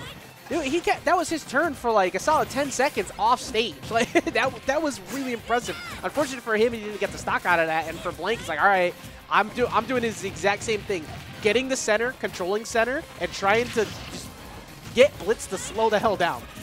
Yeah, something that's practically impossible to do if you're most other characters, but Pyra, especially in these ledge trap situations, is gonna at least make some Blitz stay still for a bit. Yeah, big facts, and that's a lot of pummel damage right there. Make sure you get your pummels in, people. If you get a throw and you can get the pummels, that is damage that will matter later. Because even someone like Pyra Mythra doesn't need it, and is going to go up 3-1, but you have like up throw kills at like 200 plus. It may not seem like it's a lot, but when you're constantly getting there, it makes a difference. You know, at this point, Mythra coming out, you know we're going to be seeing these long combos, but I don't know. Honestly, this is a... I'm sorry. Yeah, she does. Yeah. Like, Pyra is just so, like... She is one of the most brutal characters in the game, but then she just looks like she says, like, I'm sorry, like, all right, I guess. All right, I can't stay mad at you, I guess. But when I'm dying at, like, 30, I'm going to be pissed. I don't think Blitz would accept any call from Pyra or Mythra. Nope. He's got blood in the eyes the second he sees one. He's going to need it. He's going to be able to try to make a comeback from this. Big facts. He's got to get something going here. What do you think that, like, from the earlier games? Obviously, he won in that second game from that pretty crucial mistake that Blank made. But in the sense that he's won recently, what do you think Blitz needs to find again to try and get a W against Blank? I think he needs to either get a bit closer or a bit farther. I feel like the mid-range he's playing at is getting, being a bit too obvious for Blank, and he's just able to kind of get these hits that lead him towards his bad situation. Right there, just dashing and shielding is exactly what he needs to do. Yeah, and I think one of the things that he's got scared out of, actually, to extend on your point, is the fact that when you run up, you can, with initial dash, you can't shield immediately. The frame data on Mythra is so fast that you get hit out of it, and then you just second guess everything as that downer goes through, and there's that big slam to his leg. I was going to switch it over to Blank first, but I had to take a pause and see that. Yo, wait. Do you see C Live on the back? Bro, what is he doing? He's looking. He's I almost want to zoom in. Do I hunting. have a way to zoom this in? He's I don't think so. hunting. Right, he is... Yo, C Live looked like such a menace in the back of him. I forgot what our point even was about. I just got so thrown up by one thing to know, the my big boy punish just sitting there. The big punch that Blank got was off that wall jump off ledge habit that Blitz has. Exploited everyone in chat. True. He doesn't do it too much against Pyra Mythra, but he finally did in a crucial situation. It's a huge gamble, and that's another reason why this match is tough. Yep. Leash shield, spot dodge. This is another good example, especially actually it's one of the best examples of Disjoints v Mega Man can actually be frustrating for Mega Man, even being a zoner, because of how fast, well, actually, excuse me, not how fast, how committal Mega Man has to be sometimes to get in. And even with how annoying the pellets and stuff are, those pellets are 2% at a time, annoy you, cool. But like, when you have someone like Mythra, she gets hit once, like, all right, that's cute. When I do hit you, though, you're taking 40. So it becomes way harder to commit to trying to play that range. Like you said before, the mid-range is kind of getting blown up. Yeah, and that one mistake off the pellet alone just has Blitz above. The back air almost killing because of it as well. And now it's just a pressured situation. Oh, that was so good by Blank. Oh my god. The reversal of the up B, the lingering hit of that afterwards is going to allow him to get back to stage, but everything about that edge guard was immaculate on how you deal with that recovery. Even the middle, just to stall your neutral B a bit more because of the crash block. Everything Blank calculated for there. There's a reason why we see him go as far as he does in these brackets. Exactly why he's up 2-1 here. Blitz trying to keep building on that lead potentially here, right? Oh, excuse me, Blank trying to keep building on that lead potentially right now. Obviously, frustration settled in a little bit for Blitz before, but I have seen Blitz also use that frustration to his advantage. Like sometimes when he's beaten Ling of late, or when he goes up in the set count, you see him get like visibly angry, and that's what he needs to channel somehow. That would have been a stock right there at 76 though, but Blank ends up losing his instead. Not the worst thing that can happen. I mean, you have him almost 100 and tries to go for that switch setup. Nothing out of it.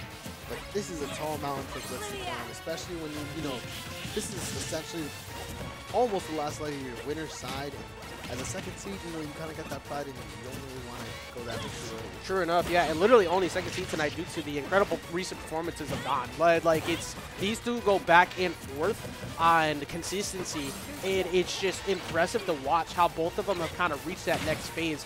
But one big blockade that can happen is when Blank is on point. Blank is arguably someone who can be sitting in that same spot too. He's just had good spots, bad spots, but of late it seems like we're getting prime Blank back. Yeah, he's really scary to play no matter when you play him. Because you know he's a very aggressive player. He's going to try to read some of your habits. And at this point, Blitz actually being the one to claw this back. You know, Blank had a pretty comfortable lead. Hey, he needs that too. Remember, this you have an opportunity until the announcer says game. You're not out of it. Yeah, and no double jump. My gosh. Was able to finally land. I mean, they're finally fighting for center. I really like this because I think that if Blitz wants to win, that's what he needs to do, honestly. Look at the spacing on Blank right now. He's keeping, like, Blitz has not been hit for a bit, but he's been staying just out of range. Finally, Blitz sneaks in there with that forward air. Can he capitalize here on the ledge? Goes for a back air, maybe? Nope, decides to wait, and Blank got pretty aggressive. Hasn't gone for a dash attack in a while in that spot, so I don't disagree with that. Yeah, I think a big part of that was just the fact that he literally hasn't been him in years. Yeah, true. That's what happens to people sometimes. You're hunting and hunting and hunting for a hit, so you just rush in and hope that'll work. And it did lead to Blitz getting the stock. Blitz just needs to try and keep this one extended. F2 won't be enough yet. Yeah, we saw that exact thing versus Big T. I mean, eventually, Blank cleared that up, and that's why he's here now. So, this isn't the worst lead, especially when you're playing as Pyra, but Blitz finally with the lead, which seems like maybe the first time this set. Yeah, can he build on that? That's the big thing right now. The 21%. I need, if I'm Blitz, I think the only way I walk away happy with this stock is if I've at least got 60, because that means you're only like 2 more neutral interactions away from setting up ledge traps and getting an edge guard. You're not going to kill with that, but you're going to get the ledge traps you need off those short hop fairs. I'm starting to see the patience come through, but here's that thing. You know, you fight the better players, they understand that's coming, and they start getting that down. So much grabs. I think that's 3 grabs in the last 10 seconds. Oh, that was so good. That is actually going to lead to the game, too. The Blitz really shutting it down. We mentioned it before. Bro, dude, he didn't get hit for a long time, and he kept it his turn for a very long time. That was crazy. I mean, Blank trying to think about what he can do there. I really think it boiled down to the impatience. I think so. I think a big part of it was the fact that Blank, from the moment of that dash attack, kind of revealed that he was trying too hard to hunt for the kill, and that allowed Blitz to kind of just shield camp. He barely grabbed him anymore. He kept hoping that he would jump, and it's like, look, you're not killing me with the throw right now, therefore I don't care. So I'm going to keep letting you do what you do, and I'm going to play around it, and it worked immaculately. Here's where Blank's going to have to force a rebuttal as soon as this begins. I mean, he's been doing a great job so far. It really was just one of those couple interactions that kind of like show where they are in that mental state that define these games. Yeah, can he build on it is the big thing. Can he get more damage where he needs it is the big thing. Game number 5 here, winner semis. You know, I'm actually, this is already, to me, a W in trying out this best of 5 thing for top 8, just because of the fact that this right now would have been done in that previous game, and that would have been it. And Blitz would have been going to losers with a very frustrated mindset after kind of getting dominated that third game. But instead, we're seeing Blitz make an adjustment, and but now Blink is adjusted back here in Game 5. Yeah, it's honestly really scary. Blank's been doing a great job of just pushing his advantage straight, especially on these early stocks. I feel like he's just done it every time. And at this point, you know, we're just waiting for one of them to finally take the stock. Blitz, he knows he's going to be waiting on everything. He knows he's going to be getting his chip damage. He is not looking to commit. So yeah, we got a very scary situation right now once again. Oh my God, he got around it, and he ends up reversing the situation. That was incredible. He's been hit by that every other time. I literally don't know how he got through that. Like, did he get a wall jump in there somehow with the air dodge? I think that's what happened. Yeah, I never expected that. I never really thought even to do that. And now Blank a bit on the back, but not that much percent. But it's that pressure. It's that situation. This F throw not gonna kill yet. Pyra or Mythra, not the strongest with that. And good delay again. Oh, but that time he tries to go in underneath him with the air dodge, but it was a little bit too low. Blake only taking 13%. That was a 2-minute battle for both of them to lose that first stock. Yeah, I mean, it's exhausting, especially in these sets. The last game, you don't want to make too many big commitments. This is at some point, you know, they really have already shown most of your cards. You know, you got to start putting all these little hit notes you've been writing down into use.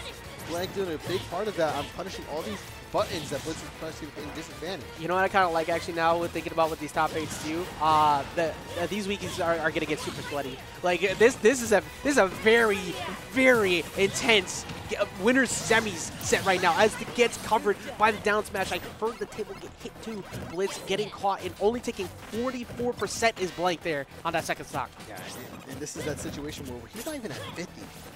Blitz has a mountain to climb, especially in this matchup, if he wants to put himself in that winner's finals position. Big agree. He can definitely do it. He can find an edge guard. We've seen Blitz do it quite a few times right now, but the problem is that he cannot touch the ground. He finally gets an A-tier up smash out of shield to stop Blank from hitting him with that nair, but can he close out something here? That side B beating out the attempt at the leaf fade edge guard. I'm seeing so much impatience from Blitz in these moments. Even there, that disadvantage, and finally would kind of move around it, but up tilt, oh my God. Not only did he just miss the prominence revolt, but that up tilt just barely not getting the KO. If he could walk him to ledge, he could find a Z-drop. Oh, actually just goes for Z-drop up smash instead. That was some good mix we don't usually see with the Metal Blade. I usually see him a bit more confident with that dash tech, and here's a switch.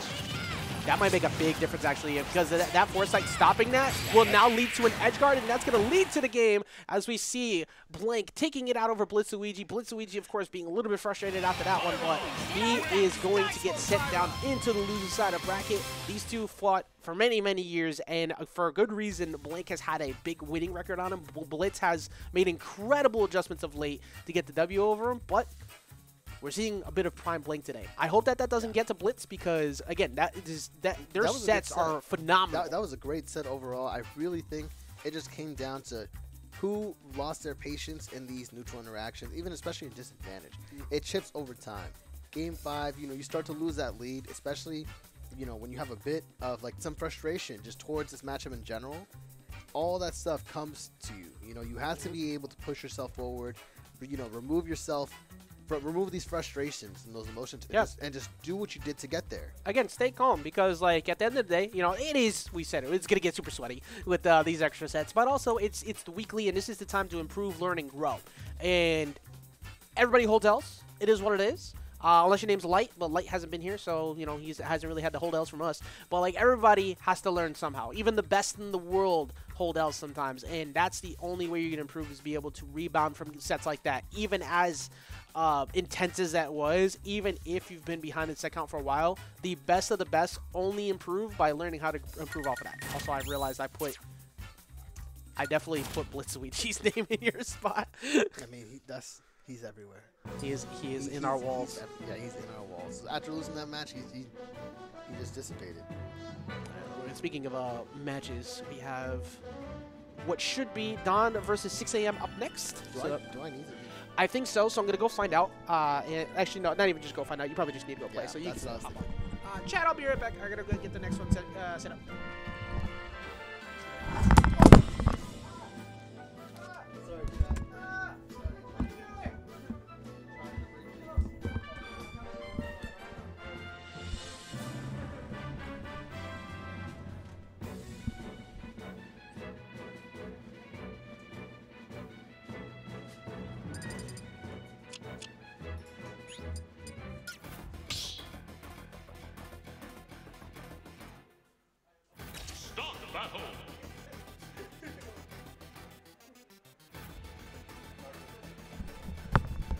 realized it's also not muted. So. Hello, I get chat.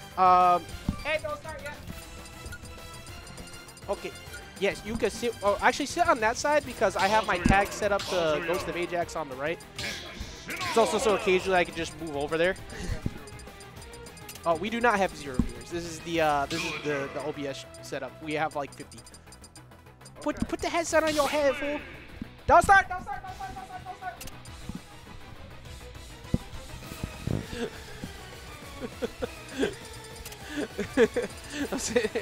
I'm trying to get set up and I see fist bumps go out. I had to yell for emergency. Please don't start. All right. Soon. I actually had an automated bot set up for the monthly that worked phenomenally. So now I didn't have time to set it up here today because I got here a little late. But once the bracket's over, I'm going to set it up. So no matter what, even if it's not me, people can just update without issue on here, and it'll be nice and smooth. Spicy smooth. Free and easy. Yeah, oh, I didn't switch.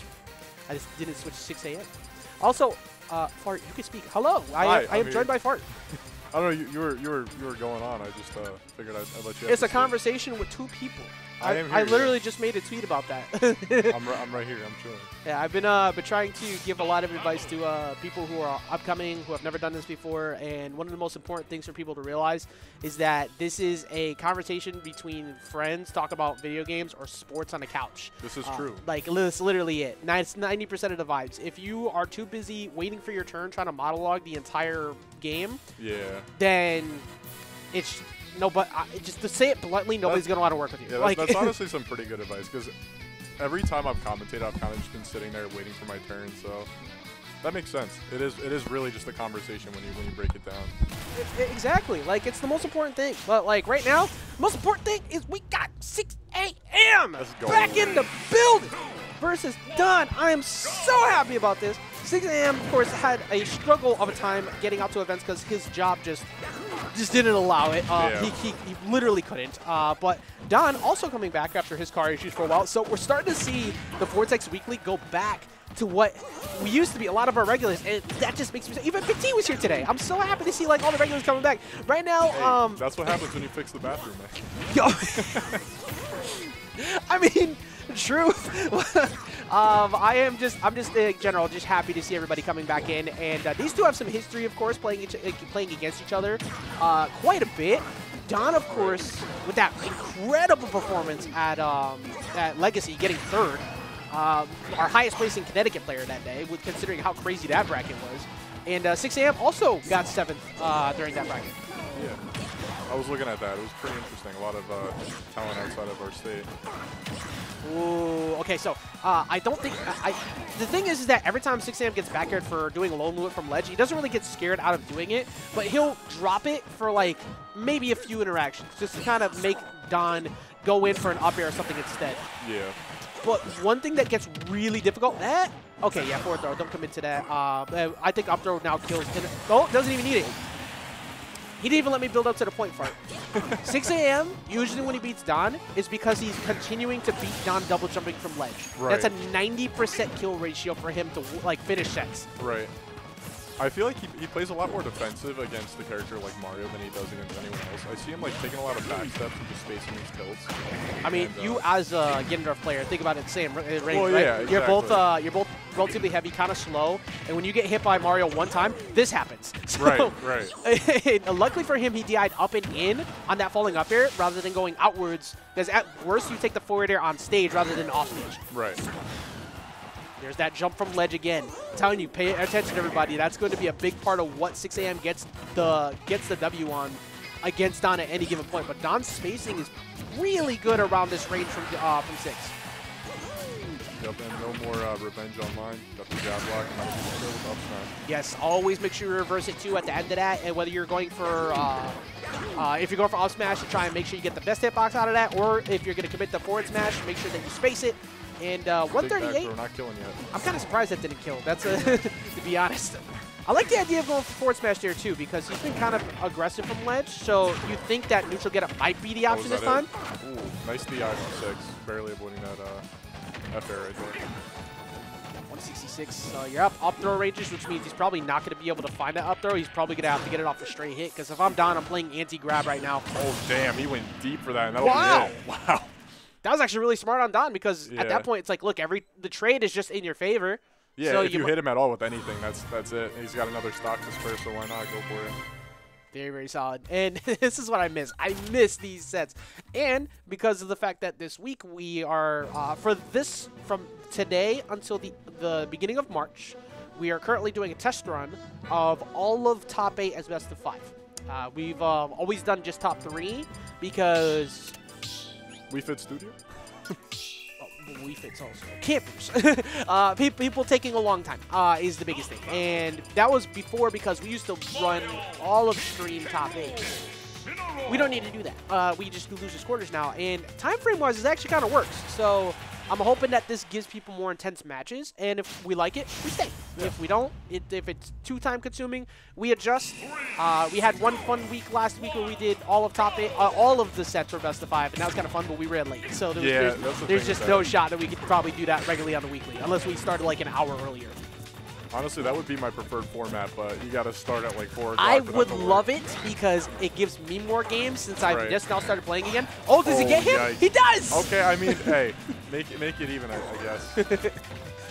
Oh, I just realized also now because we have player cams, we can always get or 2 player cams, we always get the 6 a.m. taunts the entire time. Oh, beautiful. Love to see it. Also, YouTube, if you've gotten to this point, type 6 a.m. in the comments. Do it. No, you want to. They all do it during his matches. It's great. But, again, Don has just been so good of late, and he's been performing well. Literally every week he leaves with, like, another Pokemon box, all that he gets from his winnings from the weeklies lately. Yeah. No, I'm playing, I'm in a match TCG with him right now. Been waiting a couple weeks for that. We got y'all on pause at the moment. And you see Don starting to mix up his ledge options now. That's Town.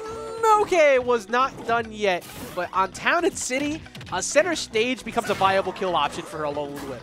Yeah. Some very small side blast zone, surprisingly. Yeah, this is I'm actually kind of I'm incredibly surprised that this was left open. We have 3 stage bans, and he left Town and City open against Incineroar. I have a lot of questions. Back throw definitely kills here. Absolutely. Yeah, this is definitely not a bad pick for 6. I'm again questioning why that wasn't one of the bans.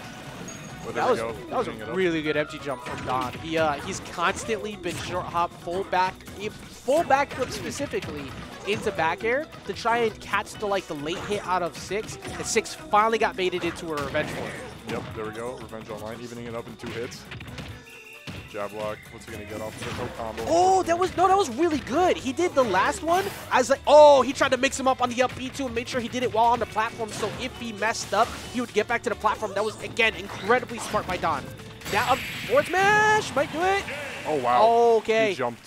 So that one, wrong camera. That one was him jumping into the air, and I think he tried to up B high over the top of him, but because he was still in the blast zone, the up B got pulled in towards the blast zone. Oh, okay, I gotcha. That was intense. What was it that happened? That was so smart.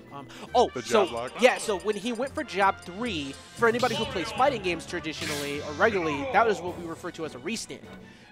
Most of the time, that's not very good in Smash because when you restand someone back up, there's a high likelihood that they're going to hit their fastest frame data button and try to box you out before you get a free grab. Right. But because of the fact he's been jab locked into that already, he thinks he's just going to get smashed, and he has to DI and prepare for it. But what did he do there? He was holding in, gave him a free grab off of that while holding in, and that guaranteed his full hop up air was always going to connect there. He never had a chance to DI out on that. That was incredibly smart by Don. I'm questioning if that was on purpose or not. I 100% think that one was on purpose because the high blast zone of Town and City, up smash won't kill yet at that percent, and forward smash I think was, what was he? I think it was around like 80-ish there, right? Yeah. I think forward smash would have maybe killed, but instead he tried to extend the damage.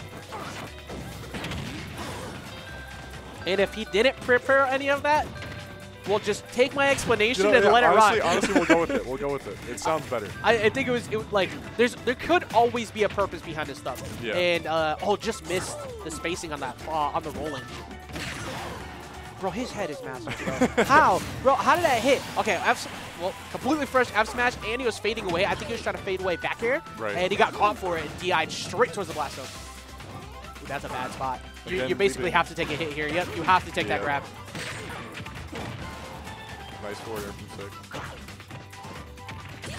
I like how 6, like, his disadvantage with the character that's pretty linear and slow is always, like, incredibly smart. Yeah, exactly. Oh, there's a up. Oh, wow. I forgot that move even existed for a minute. 6 a.m.'s up smash is, like, it's so good.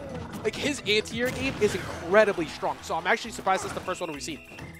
Yeah, a character as slow as Incineroar should not have anti-air game that is as good as it is. Well, actually, I think he needs it. Yeah, he does. He needs it. I'm on his side, trust me. It's just a little ridiculous. I had to think about that for a second. Like, look, if Incineroar was literally any faster, this would be a top 10 character. Yeah, for sure. That's not even like. I think everybody's pretty universal on that opinion. His up close game is so good. Speaking of this game, what an incredibly good stock. That was his turn the whole time. That advantage was phenomenal, and he's evened it back up. Yep, 6 is definitely controlling the pace right now, which is not what you'd expect from Mario and Incineroar matchup. But here we go. Oh. I eat my words. Commentator curse. Yeah, welcome to the world of Up Air City. Mario is so good at that, and a thing that I think is incredibly good for Don in that situation as he walks away with a 3-0 right there is that normally in the past, he has actually struggled sometimes in closing out the sets against 6 a.m. But because 6 and him, you know, they haven't played in, I think, in a little while. Right.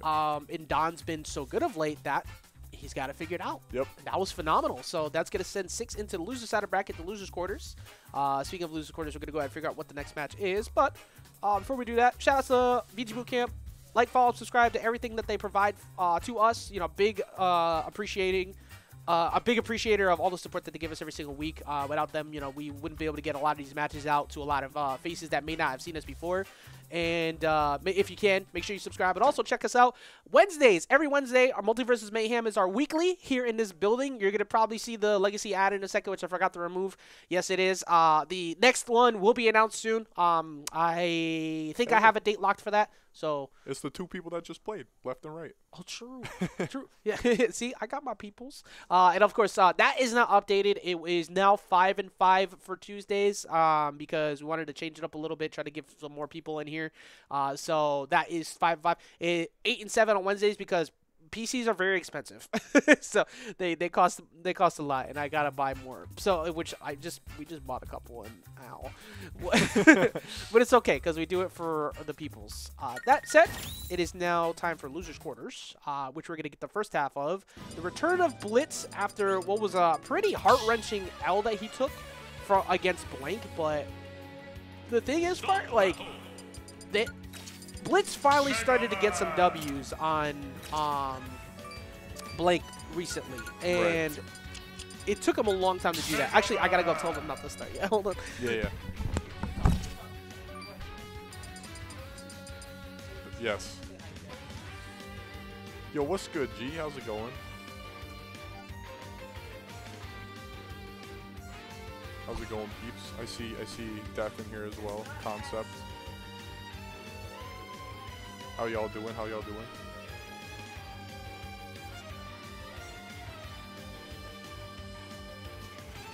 Yo, what's good? Stop yelling at me, Blitz! Blitz, stop yelling at me! Stop yelling at me!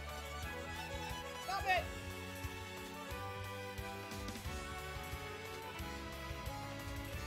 Oh my God, hello, stop Castillo. yelling at me!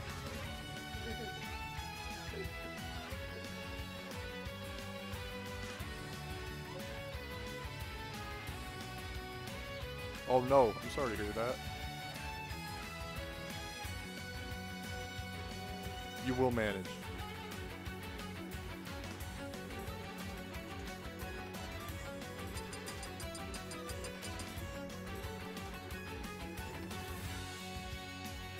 Where's Don? Don is in the chair. Oh, there's no phone. Now, the computer's going really slow. Sorry.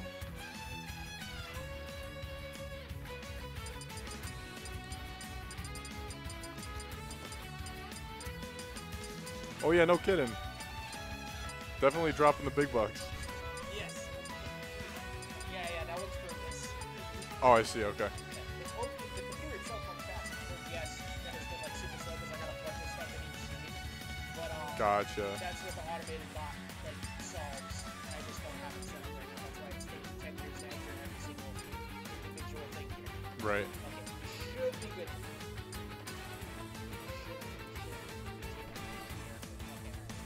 We're good. We're good.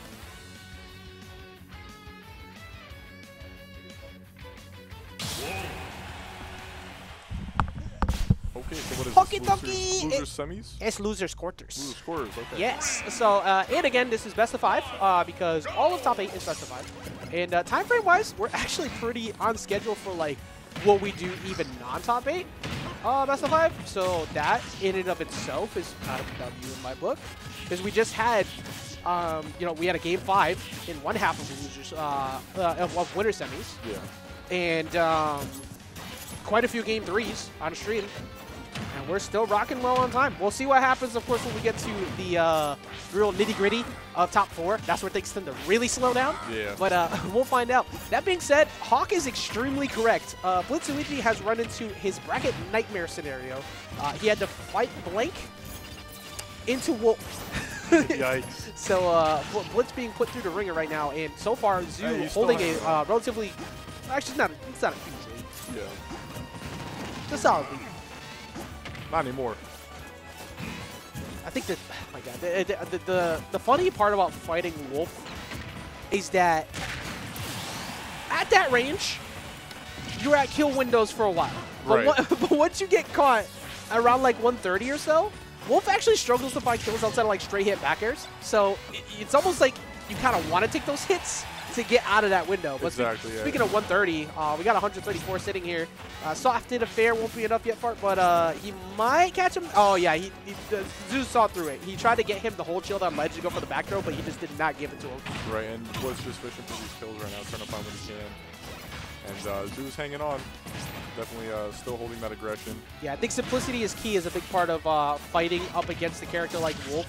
You can't, he literally doesn't let you rush recklessly. Like, he's like one of the few characters that won't let you do that, but that up smash out of shield, I think with that platform positioning, it was kind of obvious that Zoo was maybe going to get aggressive off and run off with a nair there. But at the same time, Blitz got hit for it like 3 times, so there's no reason to not try and go for it again. Exactly, yeah. And here we go. Zoo just trying to find this kill opportunity before it gets to that, like you said, that 130 range. Got the Falco curse as well.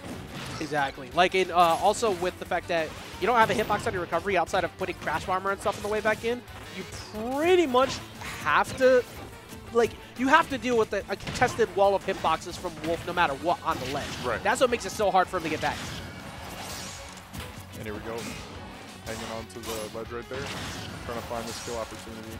Anything that he can. And Blitz able to make it back with the shield.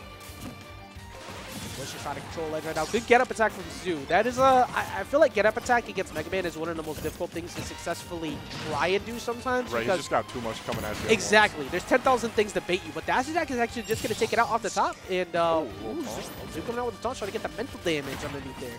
I mean, to be honest, with the way that Blitz kind of revealing that he's letting things get under his skin today, might as well give it a go. Especially with the practice path that he's had thus far. It has been tough. Yeah, it put him through the ringer for sure. I mean, I've said it, and I think people, they kind of need to prove me wrong at this point. I think Vortex is one of the strongest ultimate weaknesses that is in in this game. Yeah, so, absolutely. It is very hard to successfully perform well each week. I mean, even of late, like Ling, Blitz has been giving him a run for the money. Ling will win, but Blitz has been evolving.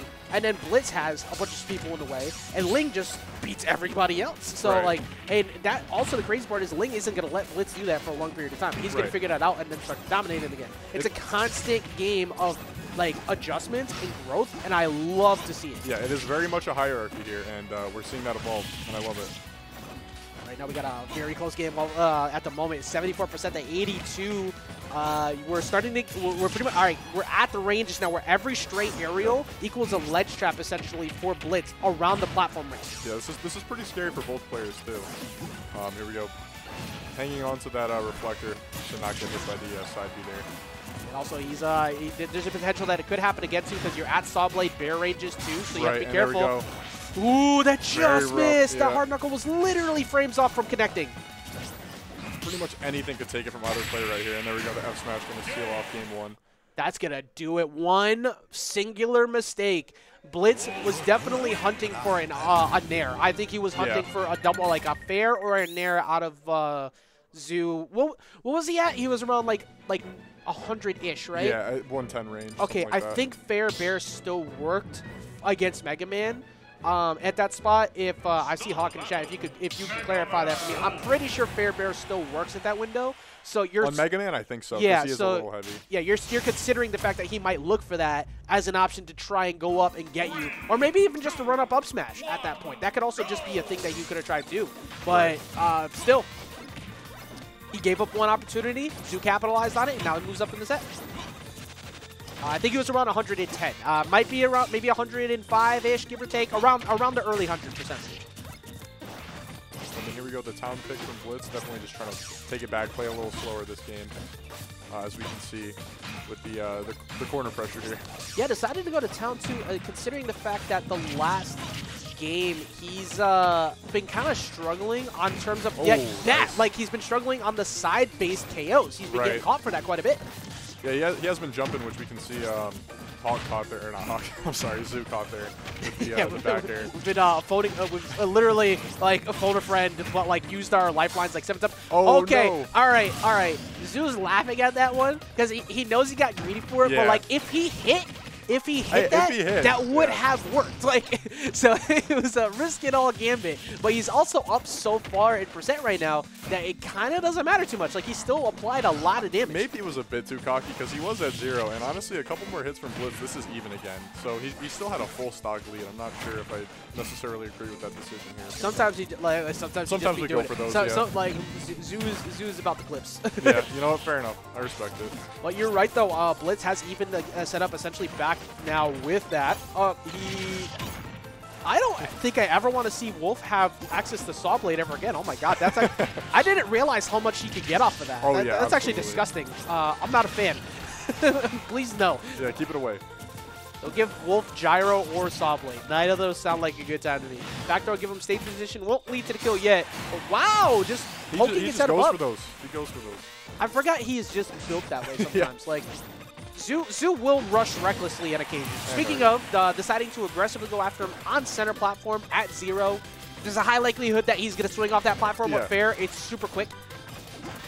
Yep, and Zoo just holding center right now, waiting for Blitz to stop their own thing. And here we go, starting to combo off. Bread and butter, keeping the stage control right now. Happy he's committed to it. Bro, there's never been a single relationship with a character Zoo has ever been committed to. This man is... He is dirty, okay? He changes his character every other week. So we'll see if he stays though. He has been playing a lot of the Wolf of late, and we did see the Falco come out recently too.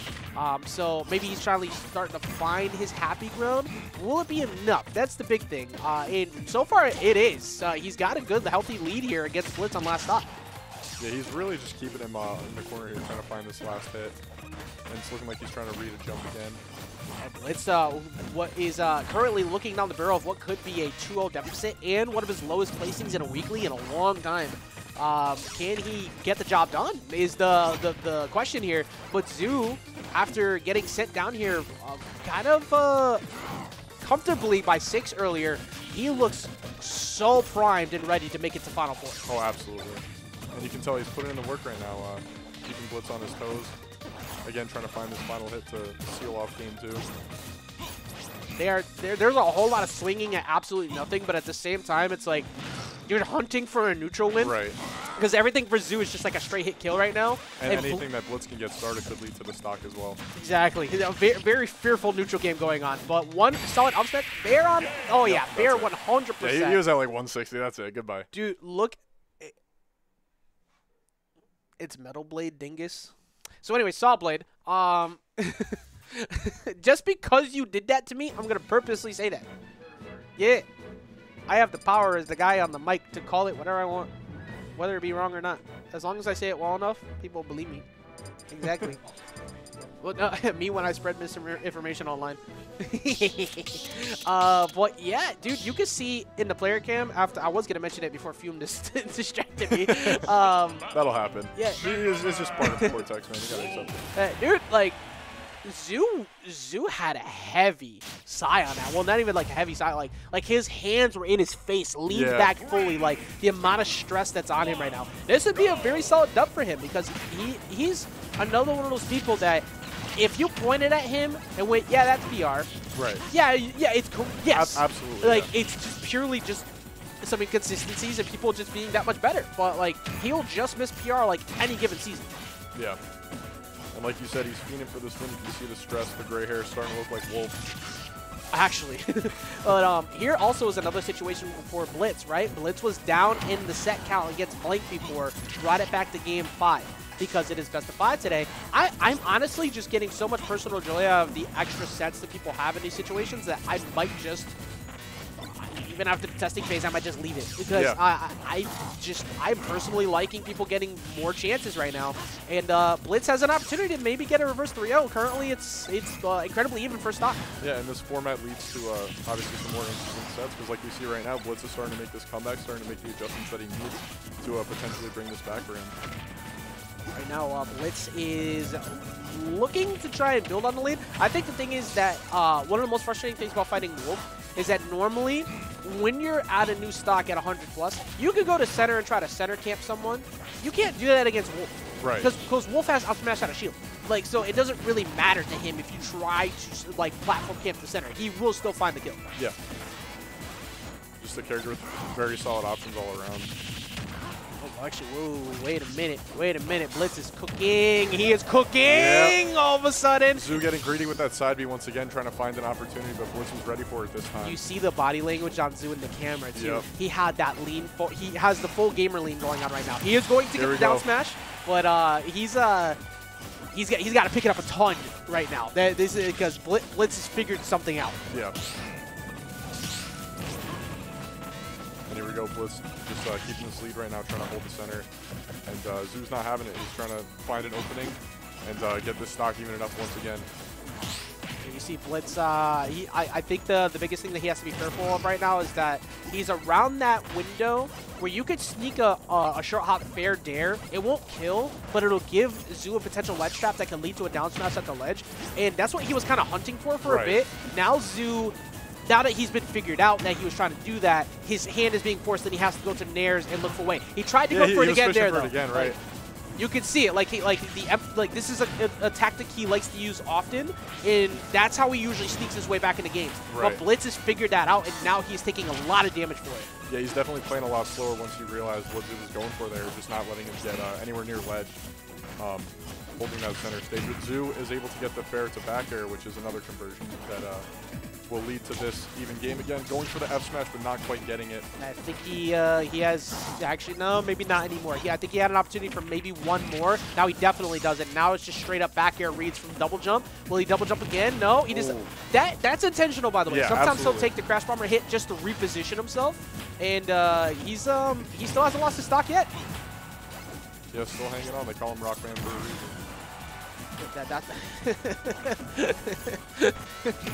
Blitz is my rock, like I said, so we're gonna start calling him from now on. But all right, hey man, look, he's this stock is his rock right now. He is refusing to give it up. It's at 160, doesn't take that hit.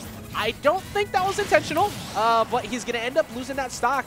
Blitz facing what could be a 3-0 if Zoo keeps it together, which he fully can as Wolf. Absolutely. 115 is not too bad of a number on Wolf, especially with these early percent combos that he's able to get on a character like Mega Man. Yep, he's got consistent bread and butter low percent damage, 100%. Yep, like speaking up right now, straight to 36, reads him again. Now he's at that window where that rage is going to start to apply some menacing fear into you. You got to be very careful about what you decide to do from this point forward. Yep. And Blitz just desperately trying to get this kill before Zoo is able to get something else started. Yeah, big facts. I mean, if Zoo finds one of these back airs off the side of the stage, he takes the game. Could very well be it. A solid fair to back air would honestly do it at ledge right now. Yeah, he hasn't been hit for a bit. Oh, that's his jump. He's going to be forced out to go to ledge. Air dodges down, but he gets away from the F tilt. Trying to find this ledge trap and even it up, and there it is, the F smash.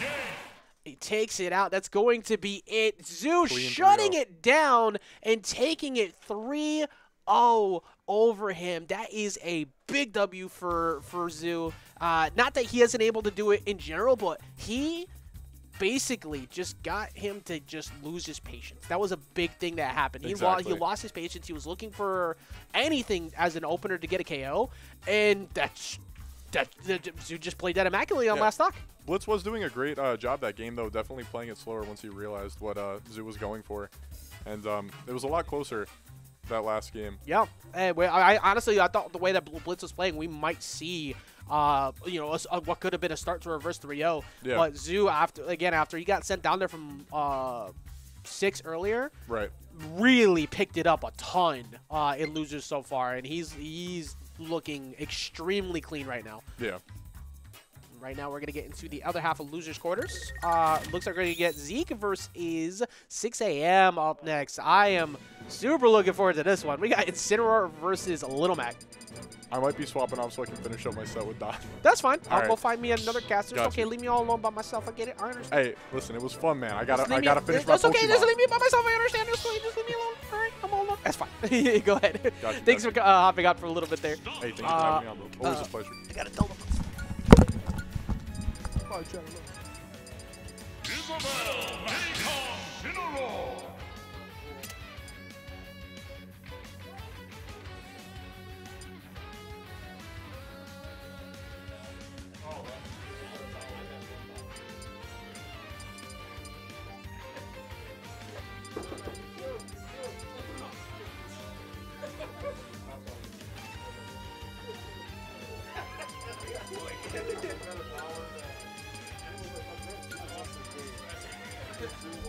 Oh, that's why you were stopping over there? Hey.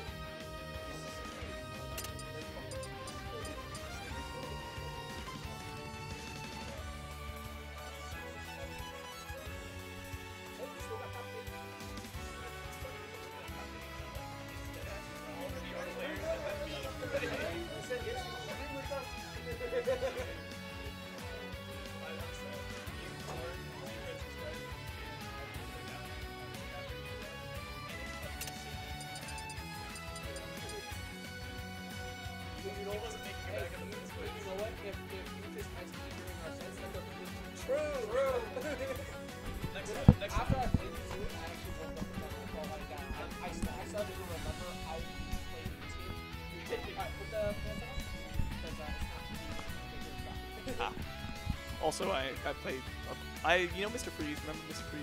Yeah, well, don't do that. Yeah. I was like, I had the experience. I'll talk about experience with others. I won't do that. That's fair. I haven't played any.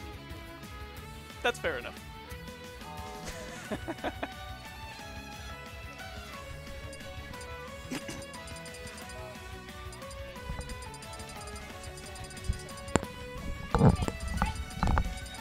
Incineroar.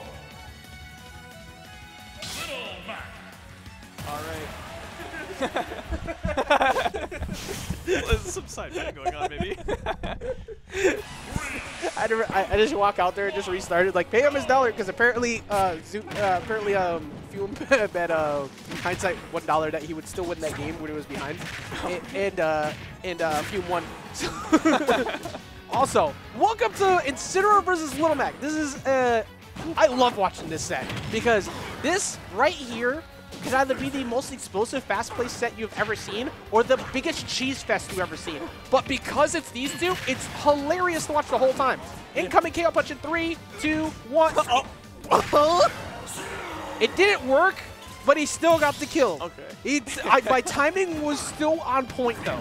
Yeah, you were right. You were absolutely right. But the thing with this is that the fear of the existence of each. You are dead to literally anything. Oh my. Okay. I am a liar. That down tilt. Oh yeah. He's dead. Every time. Say. Talk about the explosive cheese fest. This is I exactly love it. what we're looking It's at so right much now. fun. And the winner of this gets that coveted spot in top 4.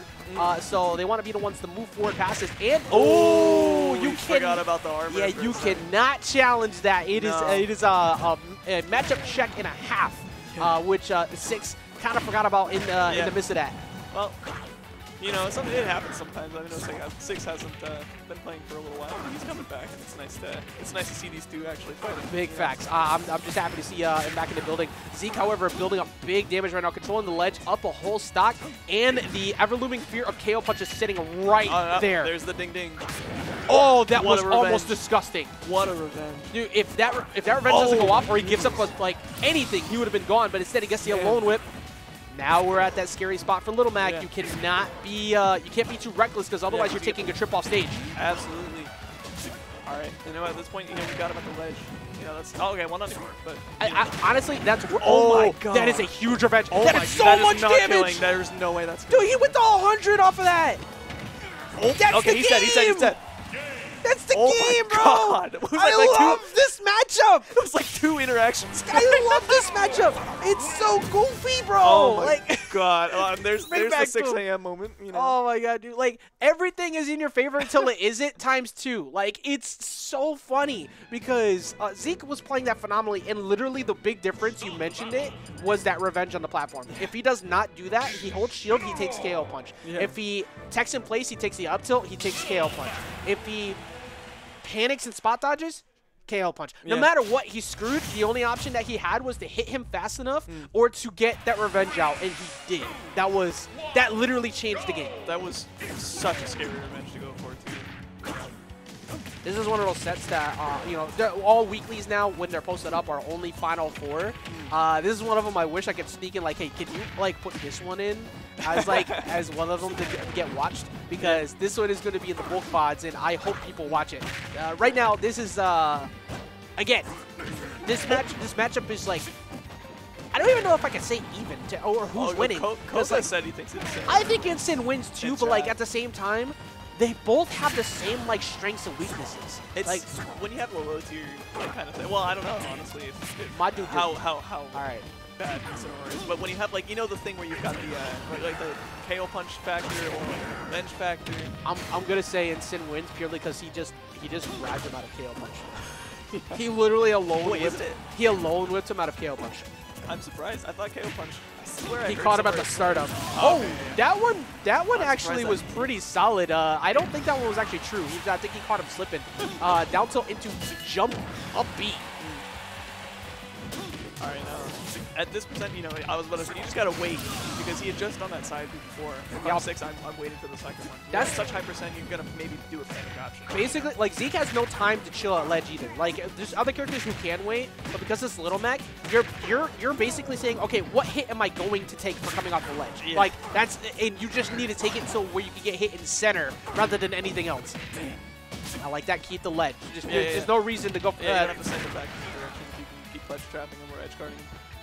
Oh, yeah, you're dead. You're dead. Yep. You already burned your side B. I truly wish for the Little Mac's sake that they could still side B again. I know for many they're like, why would you ever want that on us? But like, I just personally like everybody having a chance. Yeah. That was smart because he's at 0. Yeah. So even if you trade there, you're not dying to anything. Absolutely. And it's really scary to watch these two players be at low percent against each other. Because I know there's still some way one of them's going to die. Like this situation is absolutely. He just snatched him out of that. Like that's that was a very scary situation to commit to, but he got just underneath him for it.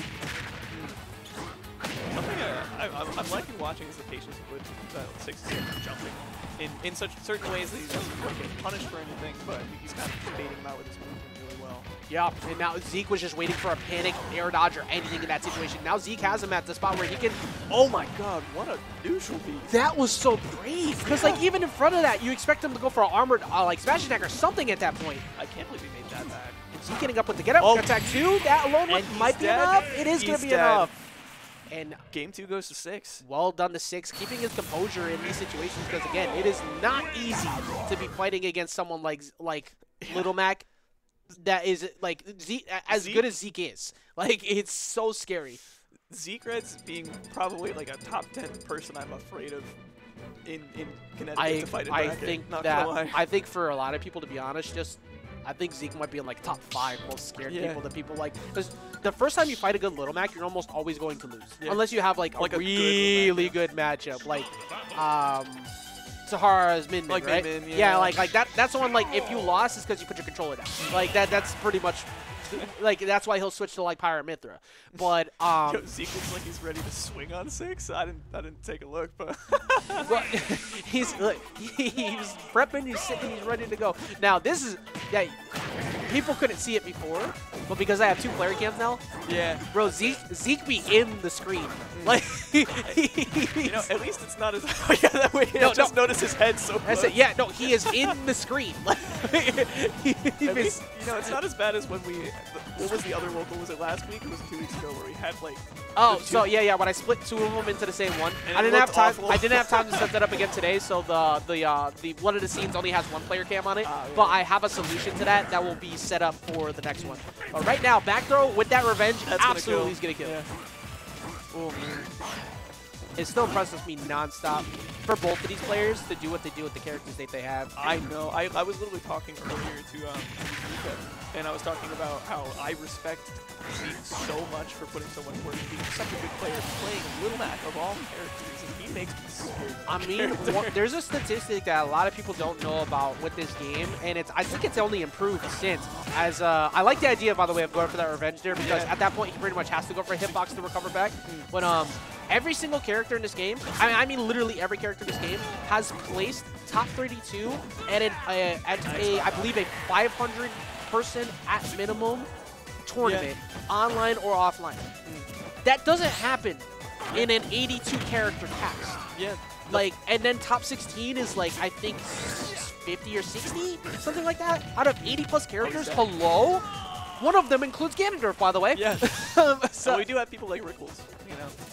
It wasn't even Rickles. It was Ganondorf. Oh wow. Like, it's crazy. But 6 a.m. Oh, that's a double jump. I do not think you're getting out of this. He does, however. F tilt at ledge. You're not making that back. Fingers. Oh, he does. He did make it He back. still had the dare boosted jump. Yeah. I remember. Oh, and there's the grabbing him right out of KO punch again, but can he make it back? He's got a dare boost jump again, which he does get he's around, but dead. the He's revenge dead. will finish it. Yeah, at that point, because he had to go low, he pretty much had no shot to get around that, and that's going to finish the job. That's going to be 6 a.m. taking it over Zeke. Of course, one of my favorite things about Zeke, he always talks after the match. Yeah. Some nice talks. Sometimes it'll take a second to cool off because like the frustrations of Little Mac and what Little Mac can go through as a character can get to you. But you're committed to playing the character, so at this point it's like, all right, bro, like you're still playing him. So if you get gimped at 0, you knew what you were getting into. Like it's kind of it's part of the character at that point. But still, I love watching them two fight. Like it's so much fun. I want to see. There's a timeline in the future somewhere where that's grand finals. Like I need to see it at some point. I want to see that one day. Well. Right now, that will not be today because that was losers quarters. Luckily, it was still best of 5 because we decided to do best of 5 today, and we get to see what could have. You know, I think that the more they fight, the more that Zeke is going to start to figure it out. I don't think he'll ever commit to going Pyra Mythra in that matchup. I don't think it's really worth it to him at this point. Yeah. Like, I don't even see him playing that character sometimes in his bad matchups nowadays. He's just been fighting to figure it out. Yeah, he played Little Mac versus Kiwi, I think. You know, Pac-Man. I believe so. That matchup is dookie. Yeah, that's awful. That is a contender for it's got to be a -2, like at minimum. For that, because everything he wants to do, Pac-Man just has an out of shield button for it, like somewhere. Yeah. He was talking to me about something similar with Link, honestly, where my up B just beats everything except for down tilt. You know. Yeah. All right, we got winners finals coming up. Who is that? I believe that's. You know what? Let me check. Let me take a look. So, winners finals coming up. If my Wi-Fi will load. Oh yeah. They're still playing their Pokemon match. Oh, gotcha. Okay, so that's gonna be Dawn, because Dawn they're still playing Pokemon. But yeah, that's gonna be Dawn and Blank coming up, and then after that we also are gonna see Zoo versus. Actually, that might not be on stream, but Zoo versus 6 a.m. I'm sure that's gonna be on stream. We got Dawn versus Blank in winners finals and Zoo versus 6 a.m. in losers semis. Those are the 2 sets currently waiting. Yes, but and they're coming up now. We got Blank stepping up to the plate. Yep, and there's Blank And I can see Don coming into the camera as well. Don is on the other side. Yeah. So these, I don't know what their set count is lifetime between these two. I can't Neither even. do I. I have no clue. The last time I remember watching a set, I'm pretty sure Don won it. And that was when Don beat Ling in winners and then got reverse 6-0'd. I think so. I think you're. Oh yeah, no. You were absolutely correct. Yes. Is that the last time they fought, you think? Or? I think that was the last time they fought. Well, like, consistency has been so good for that. Yeah. I heard that. I've heard that Blank is playing really well today. Yes, we're seeing prime form Blank today. So this is gonna be really cool to watch. Easy. All right, so I believe we've sold Give them him the good. thumbs up. We are not going to see the Pyra Mythra come out. I thought I thought that might be a potential shot for Blank to try, because Disjoint v Mario usually pretty bad. But he's I mean, just goes to show, like, of late he's been able to put in some work against the Pyra Mythra against Blank. Also, you know, he had the Game 5 W against Jerry or Luxa at Legacy, to which Luxa ended up winning the run back. But each one of those games was incredibly close, and that matchup is not fun for Ike unless you have as a player good disadvantage. But you saw the spacing was just so good, and it made Don look lost sometimes. But Don still just doesn't really care about that of late. He's just been so good. Like, look at his lead he already has. I know, he's already at 100%, you know. Or, I mean, Blank is already at Sorry. I mean, and also, Don, I remember there was a tweet that Don put out recently where it was like, consistency, please stay. I want people to know how good I am. And he has been doing that delay as he gets the first stock. Yeah. And honestly, I can absolutely... Oh, okay, he's not dead, though. He's not I believed it could have been dead for a I second. thought about it for a second. That's why I had to shut up for a second. like in my heart, I felt it. I felt it for a second. I feel like I've seen similar things like that. Like some weird, like, up air to turn up air and stuff that ends in that beat that kills super early off the top. It's wild. Things that this character can do. Yes. Daisy, the Paisy core, Daisy and Peach just get so much reward off of having an item access to them. Unfortunate DI, I think. Well, off the combo at least. You know, to be fair, Mario can do the exact same thing to you. So, like, it's like a taste of your own medicine type scenario. Don has gotten so good at waiting for, like, the reaction to follow up on a platform also. Like, a lot of times, I think a big factor that people fail on in these spots is that they try to chase the position on platforms too early, and he doesn't. Well, look at Blank bringing it essentially all the way back, only now separated by, like, about 17%. Yeah, good recognition about the shield after the fact of just narrowly missing the punishment we get at the back. You know, you got to figure out what option, defensive option, usually that players would do in that situation. Yeah, I'm not surprised to see the down air start to come out too. That down air is so good against float. That too, it's a mix-up between both of them. It's like, all right, full hop, down air beats it. Short hop, up smash beats it. What's your guess? Did you guess correctly? And Don looking to end it all already, looking for that falling up air. Yeah. Oh, and look at that. Now we've got a huge combo. Does it kill off the... Oh, he didn't turn around the MB. I think he was actually trying to catch him holding in to change it, and he screwed up where he went. But if he caught him on that, he might have got the kill. Oh, yeah, I've heard that you can get an extra with the backwards under, and that's what usually gets a kill. I can't believe he mistimed that. Like, that maybe one frame off from catching that forward smash, but now Blank sitting at 102. This is one of those times. I mean, it is best of 5, obviously. It's winners finals. That's always been the thing, but it's one of those times where I actually kind of I can smell a character swap if he doesn't change stages. I don't think you run it back here again as the same matchup. Like, if you're gonna say Daisy, you need a different stage. Oh my God! There's the dare, dude, and he crosses it up at the end. His his last second drifts on down air cross ups, whether it be in the air or on the ground, have gotten so good. The last time I played him, I feel like I didn't know where to DI ever against his downers. It's facts. It's facts. You're like you're just holding out, or what you would assume was out, until that last second drift of dare crosses over, and all of a sudden you're holding in, and you just go straight up. He's gotten so good at mixing that up. And it's a Rob moment, you know. And we're gonna run it right back too. So Blank not really he's not letting that get to him. It's like, all right, look, it is what it is. I got cooked a bit, but he still got plenty of games to play. And he's been playing so good today that he can definitely make the adjustment. Oh, absolutely. It's really awesome to see the amount of adaptation that comes from these, especially these two players, but, you know, all of the top players in attendance, you know. It's really, really interesting. Yeah, big facts. Like, I mean, we said it before. This the entry into this is a wall of PR players and a wall of forward smash. Don has just been punching people in the square in the face all night so he can get off the set and go finish his Pokemon match. True. Oh, okay. Does he get a turn? Dude. Oh my gosh. That's like he got first now. Wait a minute. Wait a second. Yeah, look, I have been. Not to continue to like just talk about Don because I'm not. I don't like to over talk about one person. It's not not what we're supposed to do. Sensing a Don fan in the house. But known Don for like 8 years, and we've been waiting for so long to see Don really reach that level of consistency and show how good he can be because he's always had good peaks, but then would falter. He is now looking like what I have always expected him to be, and everyone else now has to play catch-up with them on it. And this is Blank we're talking about, by the way. This is somebody who has contested like that 3rd position on PR around here for years. He does finally catch the Peach Bomber. This is not a big lead because it's Daisy. Yeah, especially because if we watch that right now, okay, I was about to say, there came the combo for just a second. I mean, look at that. Game's even. Yeah, the like, Peach Daisy advantage state. Yeah, 60% does not equal a lead against Peach or Daisy. It literally just doesn't. You have to keep building. Yeah. All right. That was a really good late hit in air to grab, actually. I just realized that looked like it was true because he got it off the float on the late hit in air, so he was still in like semi-hit stun as he fell. I'd like to also point out, Don very slightly too slow, but we saw that the turnaround up smash coming out, just narrowly missing. He's trying to call out that float, you know. So even with all of this going on, he's still finding time to make that twist.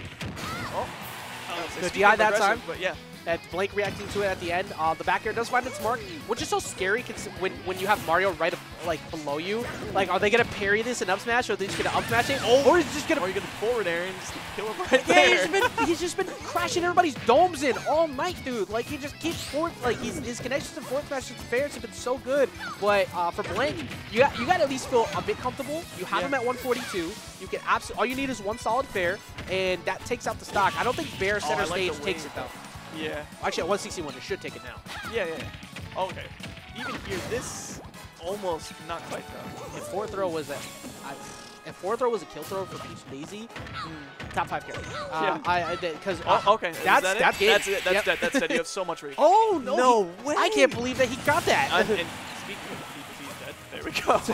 Well, there's that Bear finally finds its mark. Against 76, this is one good neutral win away from a close game. Won't be even.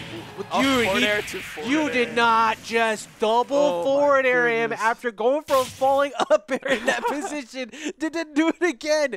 Don is just built different right now. Like, yeah, and you can tell honestly the way that Don's looking. This is just nothing to him. This is just a normal Tuesday night. You know, maybe we gave him a goal. Like maybe he finally has like a goal to achieve now because he has been when he wins. He's been winning and then getting Pokemon cards afterwards, right? True. And he gets the box and he goes back and he's like, "Yo, babe, let's open the boxes," right? And he got to keep doing that. Like he has to keep bringing back the boxes. Yeah, like he's on supply and demand right now. Yeah, he's got to keep winning to keep getting his cards. Yeah, it's incentivized, you know. Oh my God! I swear to God, if this is dead. Dude! Oh my God! He starts off the round with another 0 to death. Oh like, my God! I'm gonna throw up. Don is already getting ready to open the next box right now. Like he's trying to guarantee get another top 2 finish. Like as you know, at the beginning of your day, some people are kind of questioning like Don over Blitz today. It's like there's a reason why. Whenever I do my seeding, I do things based off of trend and like how things have been going of late, right? Yeah. Don's performance at Legacy was insane. Don's recent wins have been racking up, and he has been consistently performing well. And he is here once again, almost about to set himself a seat in winner's side of Grand Finals. Yeah. We've seen this before. Like one of those recent times we've seen it. Was it Blank that he beat in that one tournament? What you were talking about? You were talking about how that set where he beat Blank and then got the W out on Ling, and then Ling went and just cooked him in grands afterwards. Well, like the fact that he even was able to get that is impressive enough. And Blank normally doesn't struggle that much against Mario. He actually does very well against Don, but Don is just on a different level of Link. He's doing so well. Also, speaking of Link, there's Link in chat, pretty sure. I did see that. Now, also, again, YouTube. I know you are like, oh my God, so much talking about Don, but here's the thing, right? Blank, I'm actually happy about what I've been seeing about Blank today too. Blank has had some inconsistencies of late, and he has been, the past couple times he's come out, he's been getting top 3 or top 2 finishes. He was for a while getting upset really early, which is not normal for Blank. So I'm glad to see he has also primed himself in a position where he can, by the way, still get a W here and potentially get himself that winner side of Grand C2 if he gets this reverse 3L. And even so, you're sitting in a pretty good position. Even if you lose, you end up in losers, like losers finals. You know, you still have another chance in the tournament, and you're already guaranteed. I will say, one unfortunate fact for anybody, and this isn't just for Smash, this goes for Multiverses as well. We have an extremely low number of people who have reset and won brackets. Primarily the person who's on winner side of Grands wins like probably 80% of the time. So history isn't in Blank's favor right now after that stock goes out. And Don tried to go for the falling downer. He goes for that for a grab reset for quite a while, but he only took 2% delay. And now here we are. It's practically 0-0. Well, but at the same time, which of these characters gets the neutral recruit is going to tell us how much percent. And I mean a little bit there, but yeah, he's okay. okay, but he's alive. He's alive. Yeah, he didn't commit to the up B yet, so he's still got a shot. He's still doing good. Pulling up air, fair. Oh, okay, good DI though. Yeah, just barely missing the sweet spot he needed to keep going. But look at this, it's still his turn to like. He refuses to give it up. Tries to find another falling up air. Yeah, at this point, if I'm Don, I'm feeling a little good about this, but at the same time, I would start to think maybe I'm at a percent where I can maybe get covered. And, you know, Blake literally can't make a correct decision on defense right now. Yeah. Like that was like smart. Holding down on up B, yeah, that was really smart. He hadn't gone for that yet, so he gets himself out of there. If he can get a ledge trap, yeah, this is very doable. You know, obviously that's the most easiest thing to say, but like. Here, this is his chance. He needs to capitalize here. And he does it. Oh, okay. Wait a minute. He's still playing good out of shield. Oh, okay. I like the patience on things like jumping. You know, waiting to see what happens with the shield. Maybe get a shield both. Look at this. Don is starting to get a little fishy for this KO right now. He needs to get, like, he needs very clean, simple options. I think back air and down air are your safest bets to try and find the kill right now. Speaking of, there's another down air. That should do it. And that's going to be it. Don takes it 3-0. It said down air, back air and down air are definitely the safest bets you have because it's not going to put you on shield next to him. It's not going to give him that nair or back air out of shield because at that point, any one of those with that percent equals a ledge trap for Blitz. Oh, excuse me, not for Blitz, for Blank. Sorry for Blitz. Yeah, we got Mega Man. We got Mega Man on. Not anymore. He gone. But still, incredible job. Rest in peace, yes. 07's in chat for Blitz's run today. But still, incredible job from Don once again proving that these are no flukes. His consistency has gotten incredible of late, and it has been phenomenal to watch, honestly, with how good he's gotten. All right, so now I believe we have to wake 6 a.m. up from his nap. I didn't even. When did 6 sneak behind me back here? Like about a minute ago. Wait. Take the player cam and like take the commentator cam and like point it over. Hold on. There he is. There's the guy. There's the guy. He's taking a nice nap. We've Go been blessed. Ajax, hello. there's the real Ajax. Hey, he sleep. He sleep. He slump. Oh boy, I'm struggling to get this thing back on. Oh my God, delay. You're gonna get people. I'm sorry. We're good. All right. No, we're not. No, we're not. Hold on. Say you're gonna give people motion sickness. All right, lower it. Lower it. Hold on. Yeah. Just no. Take the camera itself. Yep. Like okay, yeah, and just like no, literally just bend the camera. Bend the actual camera. Yeah. Come on. Like you can. I'm stupid. Okay. I'm gonna need some help. I got it. So you just take it and you just hold it back and you just. Oh, okay, I got you. That's it. I've been trying. I've been struggling. Well, I know. hey, hold on. All right, we gotta wake him up. Hey, 6. Hey, 6. Yo, what time is it? Hey, what time is it? All right, I'm gonna take the headset off and actually wake him up. He's out cold. Hold on. It is not a Vortex actually, with 6 a.m. if we haven't been blessed by the nap. Time to clear things up. Hold on. True. All right, so the only match waiting right now is going to be this one, so it's going to be Zoo versus 6 a.m. Isn't that the run back? 6 yes, it is. Also, check out Fume sitting in the back just yeah. What's up, Fume? Yeah, and then right back to the Pokemon game as well. All right, yeah. So we got Zoo waiting around. Oh, good morning.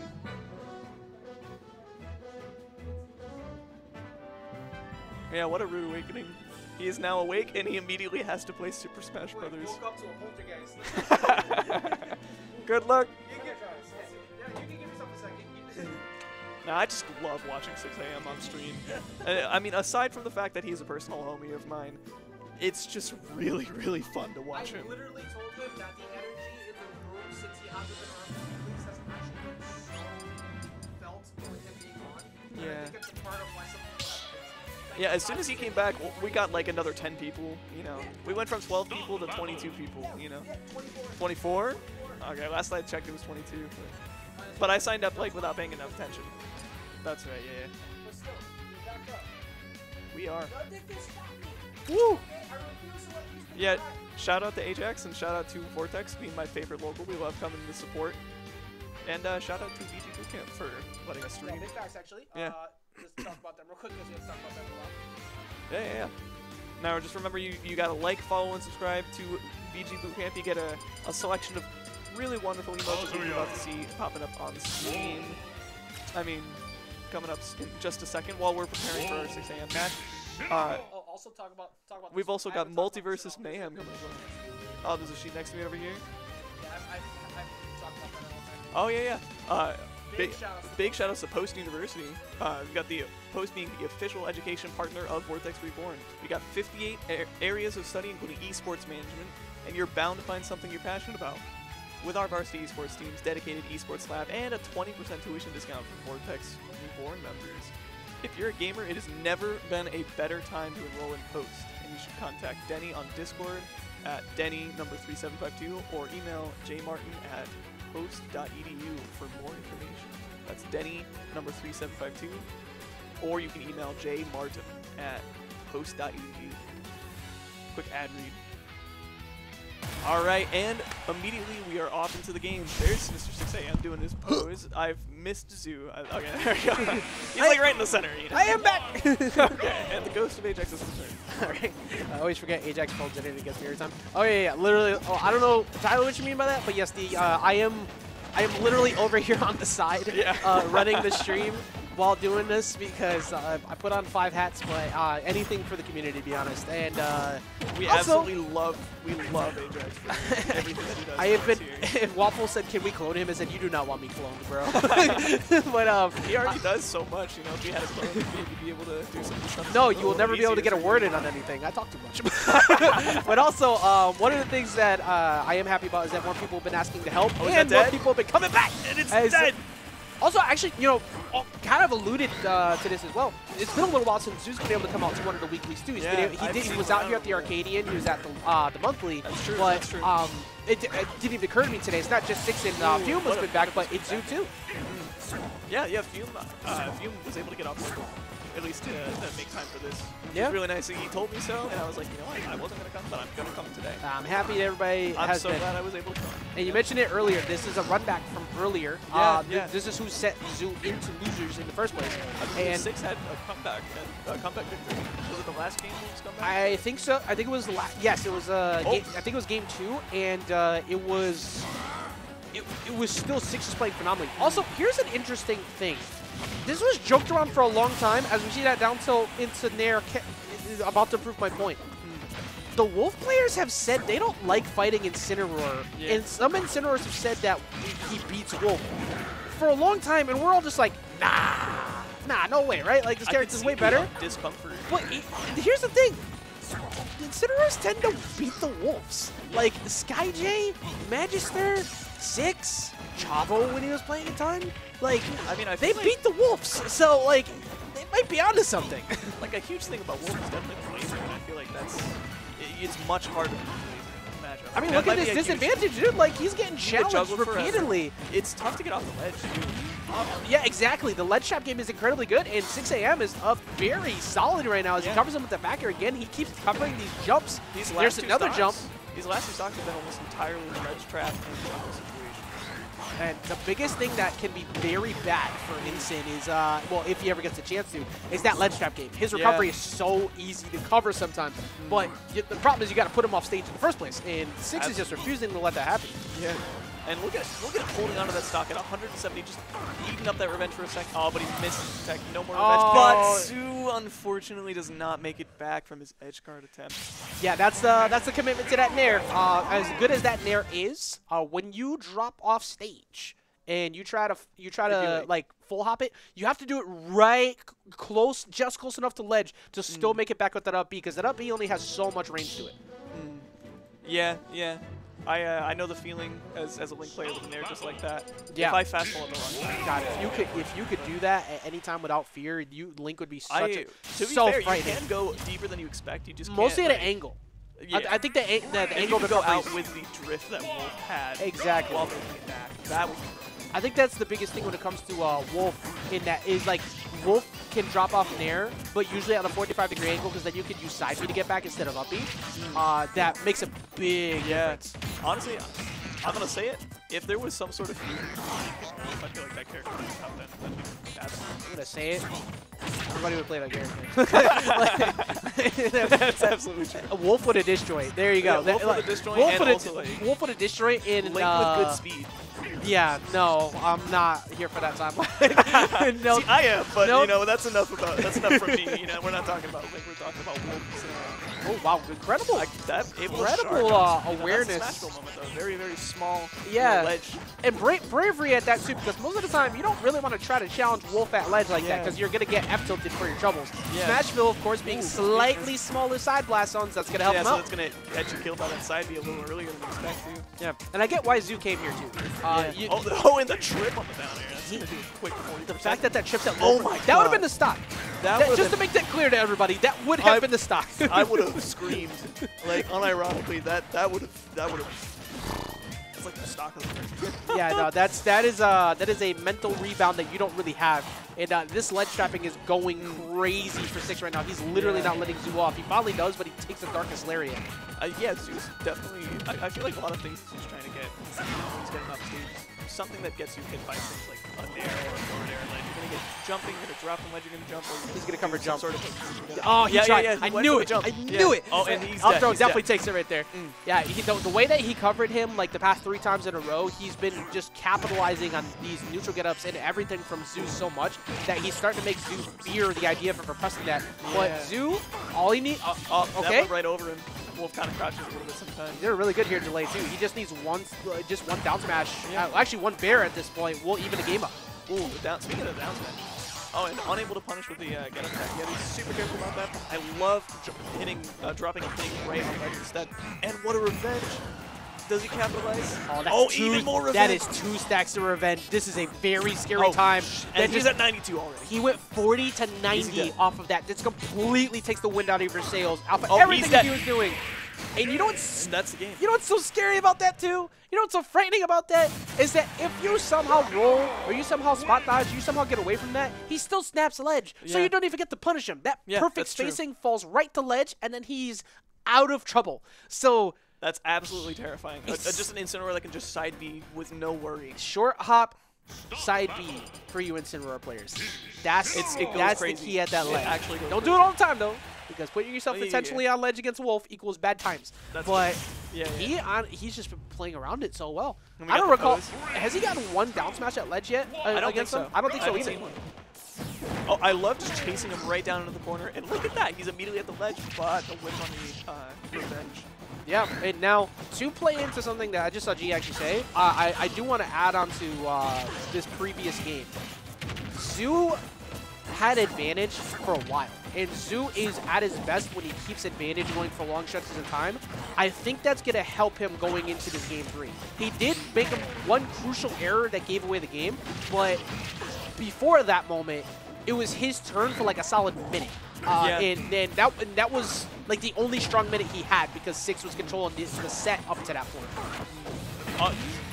The aerial side B there, you know. I mean, it didn't go to ledge, but still, I feel like that option, given the fact that some people like to jump to get away from side B, it's still going to catch you. Spot dodging is really, really tough to do to beat out that. Exactly. It's all about placing it smart, and that he went up, maybe a bit of a disadvantage. Oh, but the back air. gonna still take it, and he's gonna take that. Solid first frame stock. trap again. How many up airs has he taken to that point where he pretty much has to air dodge or go defensive at that? Like, game 1, he got hit by like 10. Until not working moment. It continues to just miss it, too. He has not been able to time him.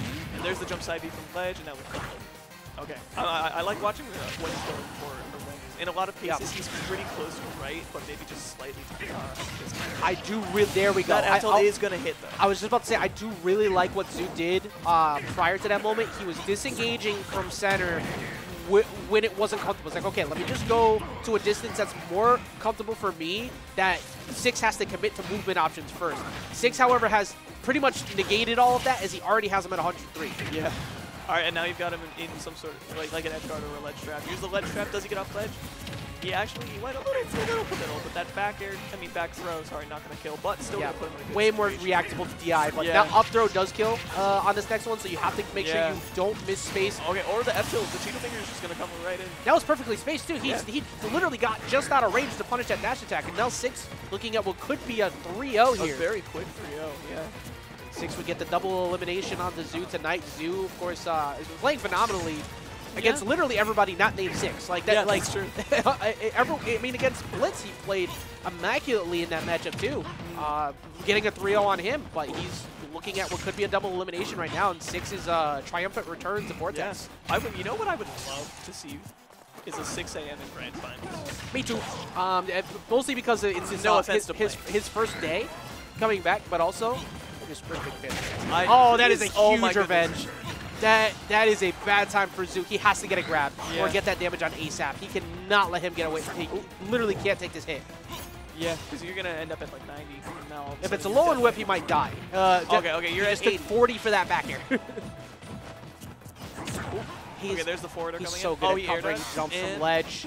He double jump. Actually, wow, he's with no fear, double jumps again. Yeah. So he gets away from it. Back throw doesn't kill from center, so that's why Six is just staying there, but he did walk himself right to the wall. Just barely. That wolf back throw never seems to actually kill, but you're at 170, and even if you are Incineroar, you're still dead there. Oh, that's a free punish. Yeah, that's too low of a percent to really get too much hit stun out of it, but 137. Oh my God. Wow! You know, he didn't jump, he didn't roll, but he did run right into it. And literal bonk on the back of the head with the up smash hitting him on the other side. And there is the 6 a.m. we know and love. Gotta wait for it. There's also Doodle. I don't know who set Doodle free. I haven't seen Doodle all day. The reason why I don't let her free during this is because it literally can distract the stream match, so I actually have to go put her back behind the She also tends to get up on chairs and stuff like that. Wait, like it's not bad, but like I mean, we love the dudes, but also, I do need to put her back behind her, so give me a second. My girlfriend has had a habit of wanting to come because of specifically the dudes. It's not the only one. Where are you going? Okay, cool. Okay. I gotta go. All right, well, Ball 6. You can't go take a nap again. So. Ball 6 goes use the bathroom. I'm gonna go rowdy up the Doodle, so I'll be right back. Don't go anywhere. Everybody, chill. Wait right here. Meanwhile, I'm just gonna sit here for a little bit. Not a huge amount to talk about, but you know, at this point, we're gonna see losers finals, and that's gonna be 6 a.m. versus Blank. We're gonna have Peach Daisy or Pirate Mythra versus Incineroar, and that's gonna be super interesting to watch. Blank been playing super well lately today, but I mean, even though Don had just beat him, however, Don also playing out of his mind lately. Oh, 6 is in there. Sorry, Sice. But yeah, right now you can see Ajax. You know, you just immediately rescued the Doodle and put her back. You know, put her back where she belongs. And welcome back, the Ghost of Ajax. All right, so it looks like we're gonna get set up for this. You know, yeah, the return of 6 is something that we've all been waiting for, and we're all super excited to see. You know, and you can even just tell by the amount of people who are still sticking around and watching. You know, everyone loves watching 6 a.m. on stream. There's a series of like Connecticut player tier lists going around. Shout out to Sahara for making those, and the ones that are talking about things like, you know, who I want to watch on stream. 6 a.m. always going to be on the top of those. He is just a fantastic person to watch. And there's 6 a.m. going great in the background, a very common staple. Is that true? Yeah. I'll give people the lore of like how the 6 a.m. awesomeness started for us, and now we're happy to be back home. Because like there's been stuff that's been missed. So you should be good now. All right, so to give people some insight, like literally when we used to run these weeklies out of my house for a while, and it's good. We just needed more weeklies. We needed a venue. Shout outs to the very new look for 6 a.m. Yeah. Went to the bathroom, came back out. Now he has a blue shirt, glasses. I don't know. Yeah, I don't yeah. know where the Absolutely. the clock with the chain went. Yeah, but like I hear he's playing Fox now. yeah, he's oh god. Well, we are no longer fans of 6 a.m. but no, for real. So like him, Fume, everybody. Oh, you always used to come through. We used to we always had to cap it at like 24 people because there's only so much space I had in the house. But that's like valid. Well, we even used here to sometimes. literally play till like no joke 6 a.m. in the morning. Yeah. Like everybody would people would crash over. We would have a great time, and the vibes in the room are just so different when 6 is here. Like him, Fume, everybody all having fun. Normally of late, no joke, and it's been making me sad. The amount of people who would normally be here right now would be like 4 because everybody was heading out for the night. But a bunch of people are still here playing, having a good time, hanging out. This is what it's all about, and that's why I'm glad that the monthlies have been doing well too. Is I wanted people to remember how much fun we can have here, and it's been like a good time. I said you're good. Oh my God! He said, "Are you good at it?" You do have a point, you know, about 6 being pretty much the life of the tournament. You know? Yeah, I mean, look at him. He's doing a taunt over there. But also, Blank actually moving to Waterbury recently. Didn't really know that. He's been back, and I'm just happy to see the prime form of him. And this is going to be interesting because 6 a.m. has some good times against Daisy and Peach, and then he has some awful times against Daisy and Peach. He went into losers against Sailor Jess at Legacy 2. To be fair, also, a lot of people went to losers in their early rounds at that tournament. But like that one I knew could go either way because Sailor is incredibly good. But 6, one of the things that could be very detrimental to Incineroar is this position right here. Turnip versus Incineroar recovery is so bad for Incineroar. Yeah, take it from a Link main. Getting hit by that turnip stuff is devastating for someone. You have to like recover low. Yeah, it's incredibly difficult to get around sometimes. But according to Link, Legacy never happened. Legacy never well, I don't know, man. That tournament was absolutely You're right, wild. Link. I don't even. Where were you, bro? I don't remember seeing you. What happened? Link he just wasn't there. He wasn't there. It's okay. All right. So by the way, I'm gonna make sure even though I'm playing in bracket again, I'm never gonna let Ling fight me in bracket again after what I just said. but Link's about to cook you. He's gonna throw a match just to get the losers to body me. But right now we're looking at what we talked about before. That turnip versus that recovery is so good. That's a stock though as he catches them. Yeah, and we saw, like you said, we saw the turnip, and that was pretty devastating for 6 a.m. Just got edge guarded over and over and over. You know, True enough. Yeah. Oh, I mean, also you had Sahara pointing that out again too. Ralphie Boy and Sahara really just putting a complete nail in the coffin on a lot of what people were thinking was going to happen in that bracket. A lot of our CT and Big T too. Big T also took out a couple of the New York Invaders. A lot of people got really good wins. I loved it, and I can't wait for the next one, which I will be getting a date up for very soon. Hopefully, I'll get to come to that next one. Do it. I would have loved do it. to be there. Do it. Almost. Everybody watching this, do it. But I almost did doubles for 6. Do it. Do it. Next time. Do it. Do it. There's no other option. For that's really bad. That's really bad. Oh, he's alive. He had enough range. Okay, so I mean, Blank is doing exactly what you need to. I like watching how Blank is approaching the matchup. That back throw is not going to be enough yet. But almost. Exactly, and it gives him stage position. That was scary. I like the revenge there, but that's you're so high for something. I think he actually had bad DI on that, to be honest. I mean, he was 160, right? Oh, no. Speaking of dying early. Well, yeah, he still catches him there. Oh, the classic of Daisy and Peach. If he decided to commit to Daisy Bomber, I think it might have hit there, but because you're on last stock each, you don't really want to make that mistake. Yeah, absolutely. I can imagine some sort of scenario where Daisy Bomber hits and then 6 just side Bs you, just sacrificing the stock ability, you know? Exactly. Ooh, wait a minute, 117. He's building up this damage. This is the hard part because what is normal? Ooh, that might be it. That's gonna be it for game number 1. That fair sometimes hits like a truck. Very. Sometimes.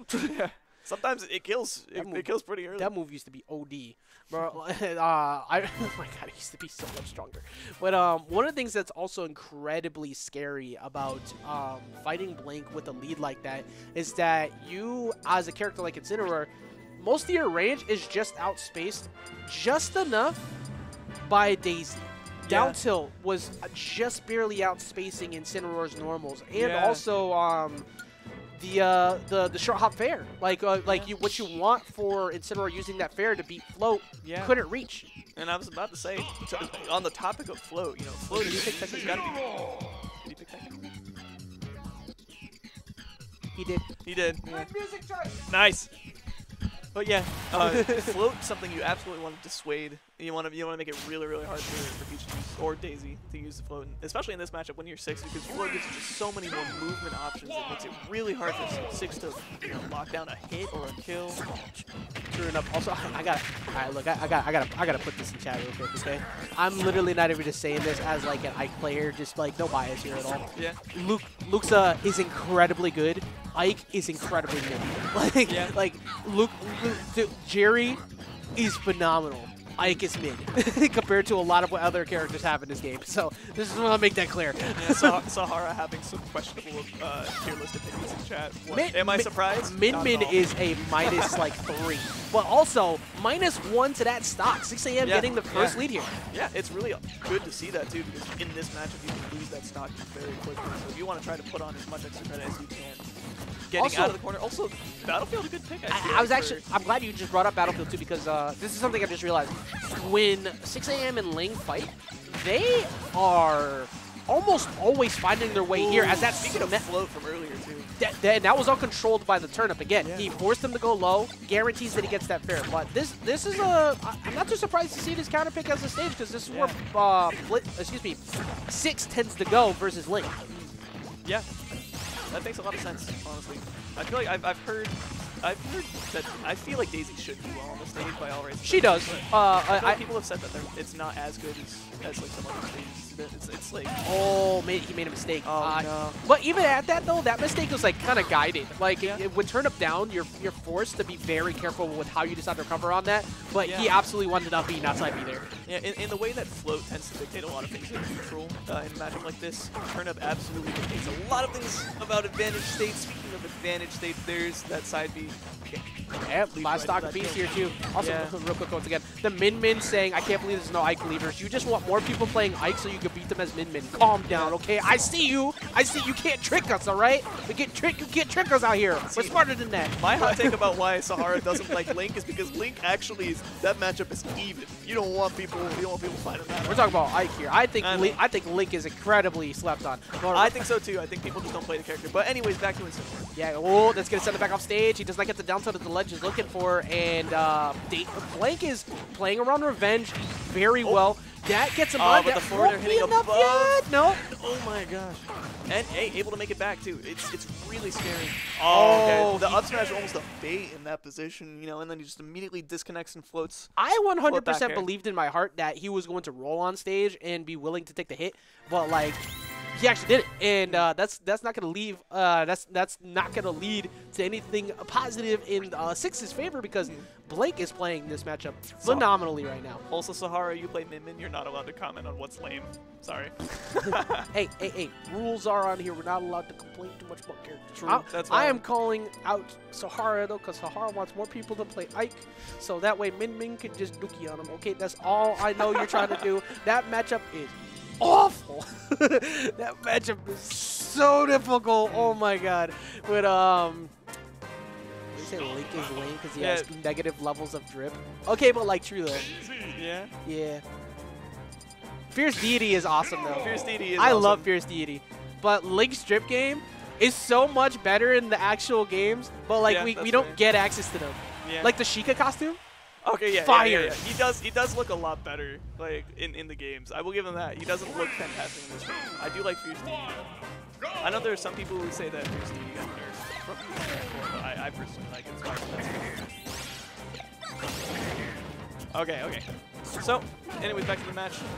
I like how everybody in the building universally started going doo doo doo doo. Like I even did it over here. This wasn't intended when it happened. But Blank currently sitting up on a 2-0 lead over 6 right now. 6 is trying to find his way back in. I do like the fact that he decided to commit to Battlefield. Makes a lot of sense. Absolutely. Like even after that last game, it was still incredibly close.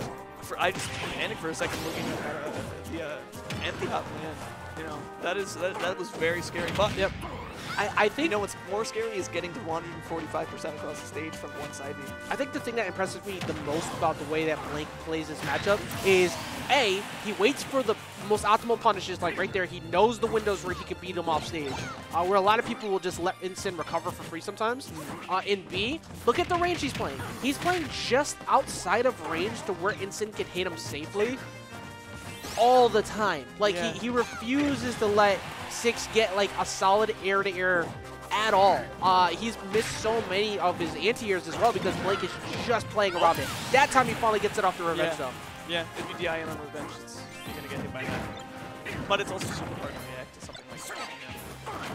Oh, and there you go, you're at 50. Now it's pretty even. Yeah, basically evened it up off of that. Does get Bomber late hitbox. I wonder if, I don't know if he wanted revenge on that, but he ends up leading away. And look at how good Float is at getting away from a lone whip. Oh, I like the revenge right there. And oh, okay, I was expecting an up smash, and now we have it. We have it a little bit late. That hurt. I felt that. He got punted out at 60% off of that revenge up smash. Takes his first lead. But it's a borrow time lead, but can he build on it? And there he is again. He's constantly playing just out of range from Incin to not let him get a safe burst pretty much ever. Ooh, and whipping on the revenge, but he's going to live. Remember how I said that Bear hits like a truck? Well, unfortunately, not this time. Yeah, I'm kind of surprised he didn't get killed by that. But Darkest Leary at it, racking up that damage. That's the game. That's dead. Yeah, right at ledge, dead. no shot. You're no shot whatsoever. Max rage 70%. You're dead. There he is, waking up a bit there, getting himself going. I love the fact that I have these separate player cams right now, so we can actually get like the view on everyone. That being said, I need to make sure I buy another one for here because one of them is my personal one at home, and I need it. I keep forgetting it here. But we get more games, and that's exactly what we want. We get more games out of this set here. Counter pick goes to Blank, though, which, of course, he's going to decide to regain the space. Do not continue to fight on Battlefield because he was just close enough to you. I was like K-Rule? Wait. He does that all the time. He does that. He'll hover over Kazuya real quick and then just, like, hover away. Yeah. Also, for people who don't know, who have never fought Six in person before, you know, he does all the taunts, but when he plays other characters, he does it too. Yeah. Like, when he plays Kazuya, he yells Zap. Like, every time he does neutral B, it is so funny. But Blank, oh my god, that could have been so much worse if Six screwed up the timing on that revenge. But actually, it doesn't even matter. He's still building on. He's got basically, like, outside of that revenge hit, this is pretty much 0 to death. That was basically 0 to death. Oh yeah, reverse 3-0 would be crazy. You know, Six's adaptation to Best of 5 is something to marvel at.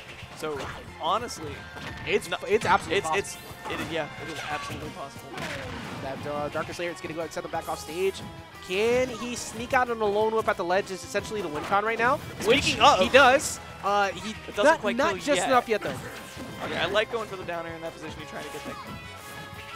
Oh, and a good back air. Like we were saying earlier, he's remember crazy jump at coverage.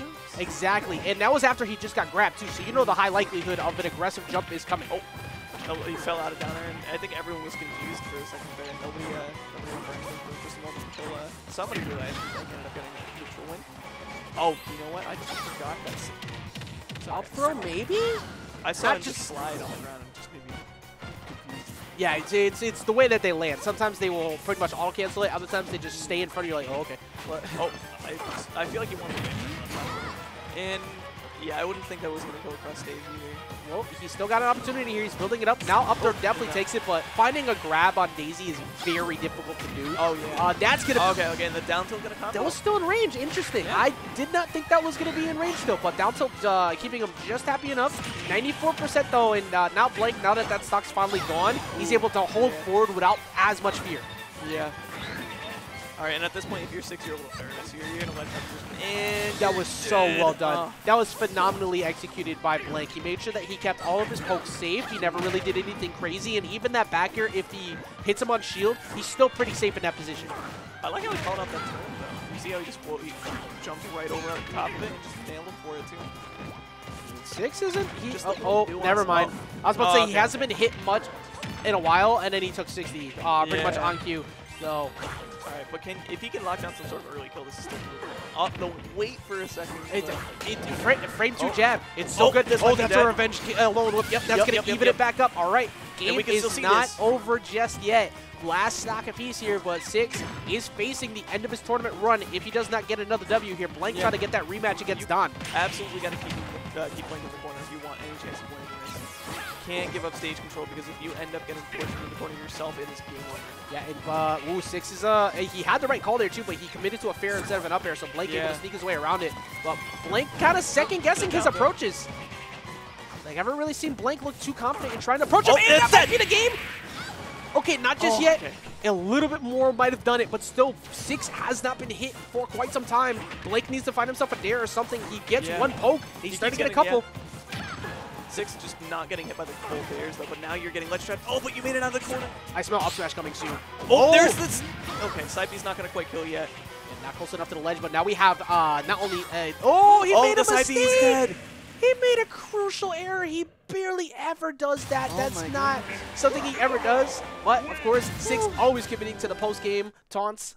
This man embodies the entirety of his character. But Blank with a very, and I mean this, a very rare mistake on his recovery. Blank does not screw up recoveries often. So the fact that he's had 2 SDs today, very uncharacteristic for him. But and you can't let that get to him too. Because exactly. If you don't normally SD like that, and then you do, you can't let that mess up your mental. Because if you do, you're going to likely get reverse 3-0, just like somebody earlier in chat said. I think it was Sahara. Okay, well, the storyline is playing out in favor of the return to Six at the moment because he was down 2-0 and he's bringing it back. However, there is a party stopper right there. Getting hit by one singular down tilt from Daisy can make things very rough, but he answers right back with the down air. He's almost even at this point for the most part. He keeps getting out. Bro, this is a hot set. Like, this is a really good. This is the set of the night. Like right now, I'm freaking out every single time somebody gets a hit.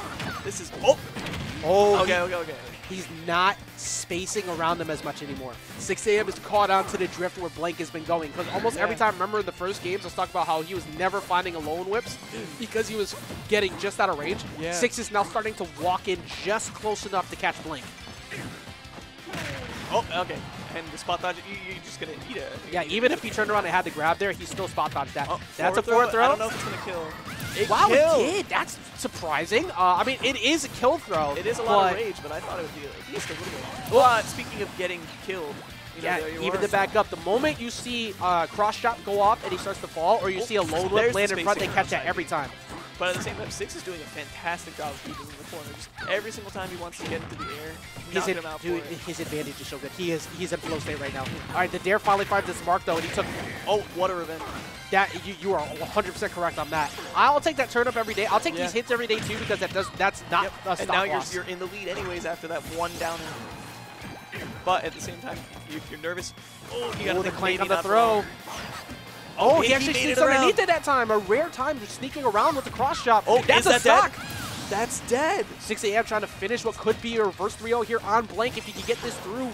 Get that playing so well. Yeah, this would be a rematch against Don in Grand Finals after it was Don who sent them down. Don sending both of them down here. Again. He's caught onto every single spot dodge that Blank wants. He really has. Blank has not been able to get around this. It has been bad for him so far. Blank is currently struggling to close out stocks after what has been a phenomenal edgeguard game for him pretty much up until this one. You know, I said it earlier, but the 6 AM best of 5 adaptation it goes absolutely crazy. He's still alive there. He had he kept his jump though, but he kept he still got sniped out on it. All right, delay. No matter what happens here, set's over. Last stock. Last stock. And at this point, you know, it's still pretty much even because Daisy's just gonna probably if she gets one neutral win. Oh well, there's dot ice. Okay, it gets thrown away. That could have been really bad for 6. He takes a forward air into dash attack. That's a solid 30, but can he build on that? It's Blank's deep. Blank has definitely picked it up on defense for sure. You can see like he is playing way more careful now. Ooh. Okay. I keep seeing the turnip throws. Turnip throws are scary, you know, whenever they appear. Yeah, I mean turnip throw equals way too much damage, and also these down airs are finding against Mark. I don't recall the last time 6 has had a solid hit. Oh, that's his jump. And he's getting caught on the fair, and he ends it.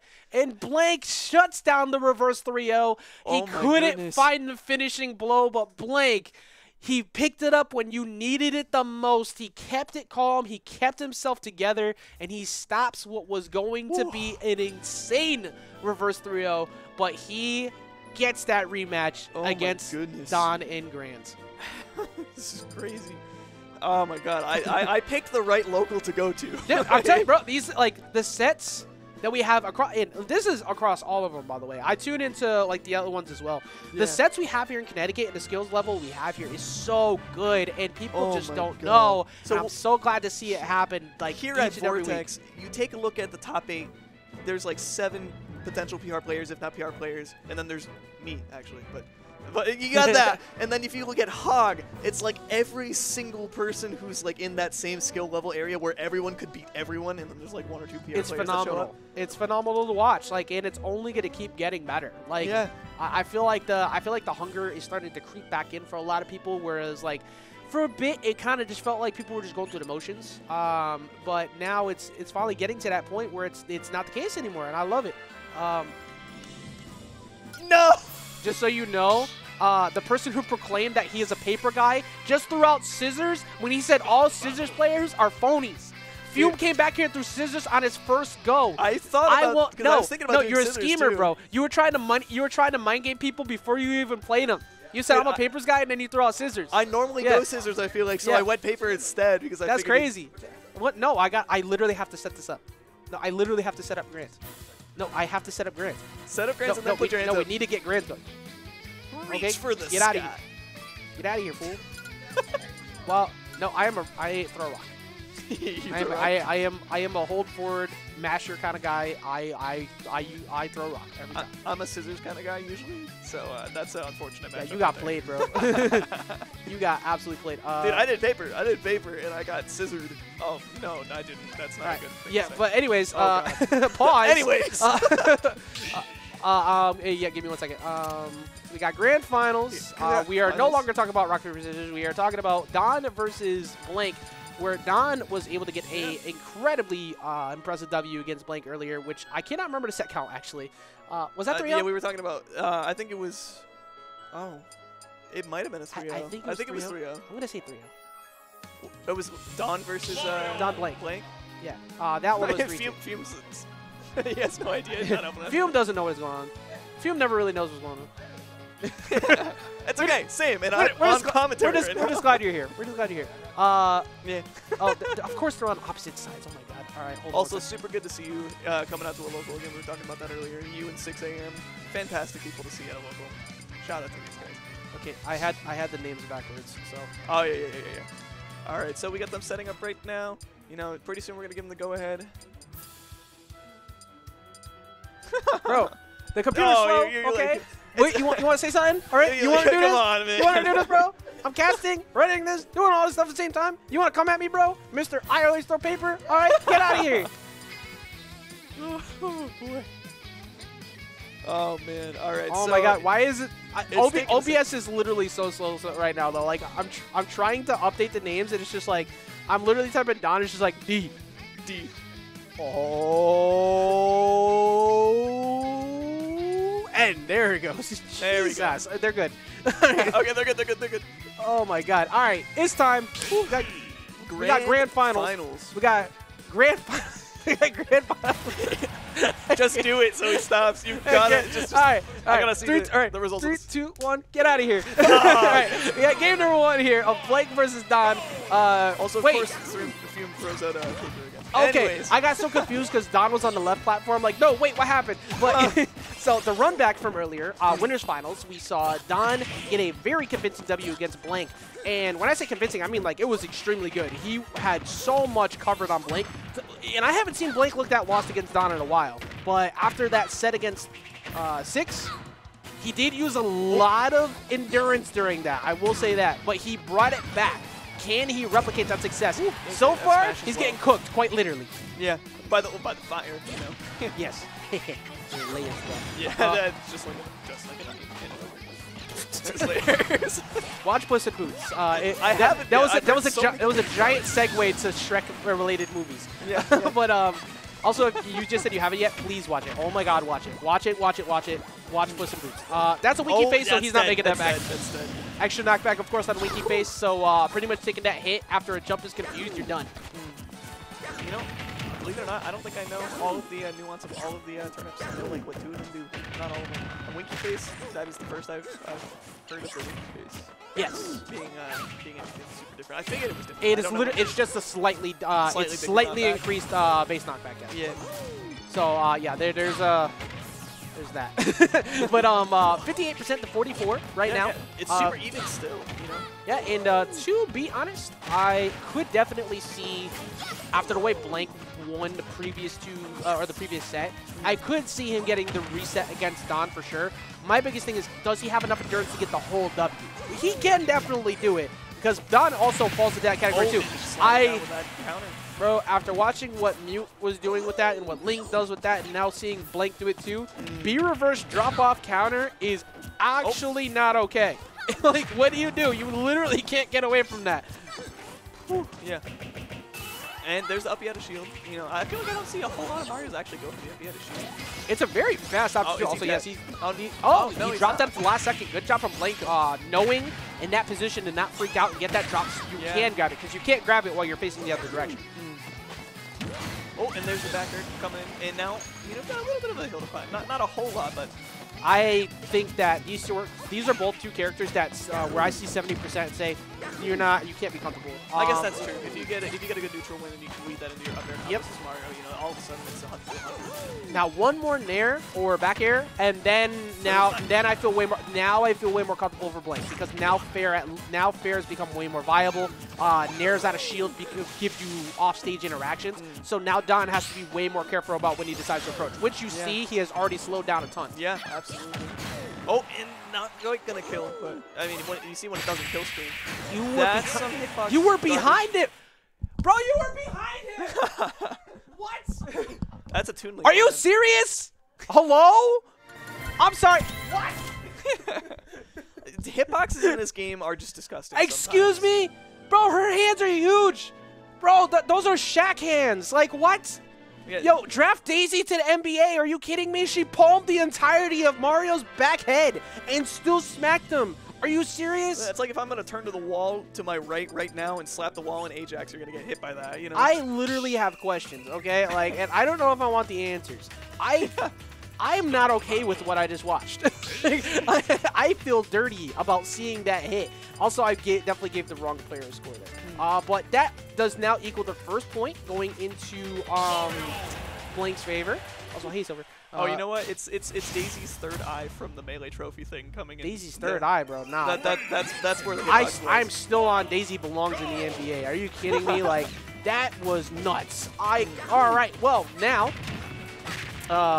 we have Blank sealing the deal in the first game, which is what you need. You need your party starter. You need that first game under your belt to get that confidence going, and that is sure one way to get it done. Yeah. All right, and for the most part, at least both of these characters can still rack up damage on each other enough to make it. I mean, like look right now, it's like pretty much. If played properly, this match here on Smashville should be done in about 2 minutes, because it's an entire every single time each one of these two characters hit you, you're at ledge. Look at that, like they're at ledge at 80 off of any straight hit at this point. Yeah, there's a reason that it's a lot of ledge jumpers. Smashville. Yeah, don't ever give Lucina this stage. Yeah, don't give Link this stage either. Don't give that. Oh, you're dead. Oh, bye. I'm Mary Poppins, y'all. Goodbye. But Don pulling out the wedding cap now at this point. Trying to show his commitment to the W in the bag. And can he actually get it? Oh, no, unfortunately not quite. But still, that's under 60%. And the Stitch Freeze, oh my god. RNGesus done blessed once again. Coming in red at the time, but I think he was also 120, so like you take that pretty much every single time. That's true. That's true. I mean, either way, I feel like you get hit by a regular. Probably. He might be dead there. Okay, there's the back air. I think something's kind of changed in Don a little bit. For sure. I mean, like, after that that cape edge guard that he was able to get, he's kind of been playing less cautious. Yeah. I feel like I think he started out kind of just like poking and trying to use like fireball. Yeah, you know, which luckily for out. for Mario, you can just do that. Like like fireball and back air are just such incredible safe poke tools that you don't have to care too much. And it's also one of the he got a hitbox extension off of that. Yeah. That literally just cost him that stock. Like that forward air extending off fireball just gave Blake that stock. Oh, okay. Oh, I was expecting some sort of tech chase off the turnip, but instead of a tech chase, we do just get that up smash out of shield on the down tilt, and now it is 0-0. Oh, and aren't. Oh, yeah. Just actually, you know what? I don't disagree with throwing that away. Yeah. I would much prefer to have a true combo-based item without the fear of Mario using that against me and killing me too, because he's already shown earlier with his he hit him with a turnip combo in winners finals. That gave him like 80, and that's game number 2. That's the second time we've seen that early up B getting forward air, and I think it's getting baited out, and I don't expect to see a whole lot more of that coming out in the next couple games. Yeah, he's getting him to recover high often. Like he's been kind of making him scared about where he's trying to recover. So excellent job once again by Blank. Wait, hold up. Blitz and Big T are leaving. Did they even say goodbye? They're just leaving. See, this is what the sad part about being trapped in the back room is, okay? I run the stream all day. I cast. I try to do good stuff, and then nobody said bye to me. Well, you know what? I'll say bye to you when I leave, because I can't leave because I'm coming. I keep thinking Blake is on the second player spot because he was in the last game, and then he decided to get up for a second because Don. Actually, no, it was because Don said he wants the right side. Oh, yeah. Don literally prefers to play in the player 2 slot. Right now, we have game number 3 on what could be the beginning of a reset climb for Blank, as that previous set on what was almost the reverse 3-0 from 6 has really carried over strong. Yeah, all the adaptation that you have to make in that position probably puts you playing pretty hot afterwards. You know? And this would be the first win for Blank here in a while. Yeah. Like he's had many a top 3s, many a top 2s. Usually stopped by Ling. But I've seen at least 2 in my and the couple times that he hasn't been here, he's actually been stopped by Blitz. So like he's been held away from the championship title for a bit now, and the only one in his way is Don. And Don, even though he put him in losers earlier, Blake has absolutely figured something out in terms of how to play around the spacing that Don has had. Great frame trap though. You were saying earlier that I believe that his track record against Mario, and Don specifically as well, is usually pretty good. Yeah, like there's the early up B again. And for the most part, it worked out for a second, but at the same time, now you're still on stage. You know? Yeah, I mean, the down smash on ledge is really scary. Blake's been doing a really good job at it too, though, because he keeps faking the idea he's gonna go ledge trump him. He makes him recover high, or he baits the idea he might back air, and then as soon as he does, he gets back up. Another Mr. Shattered. So we're getting a bomb. We're getting a bomb by the end throughout of the this grand finals. Yes, at some point we're getting bomb. We have seen Stitch. We have seen 2 Mr. Saturns. We're probably going to see at least 1 more Stitch and a bomb, but before this is over. Yeah. What is the percentage of pulling a bomb? I forget. Whenever I'm talking about it, very high. Yeah. Black Air's going to go ahead and take it out, though. That's at least Don was able to get 109 on the board out of that, because it took it to 172 before he finally lost it. I was going to say, I like the run-up smash in that position. I mean, Daisy did go in the air, but at the same time, you did get a little stuffed out. I think maybe you gotta mix up the timing a little more. I like the raw back air in that position, trying to catch a jump. I like the idea of turnip too, because if turnip hits, that's probably close enough that he could drop off and get a bear still, but he wasn't wasn't really able to get much out of it. But Blank has already racked up 78% here, so the damage is already done. Yeah. Yeah, at this point, oh, this is throwing me off. I have literally never seen Blank SD as much in a tournament. It's like the 3rd time. Maybe some nerves because, like we said before, Blank hasn't won one of these in a while, and he's got something to prove in that aspect. You know, he is one of the most threatening players we have around here for good reason. Yeah. And he hasn't been able to hold a first place finish in a bit.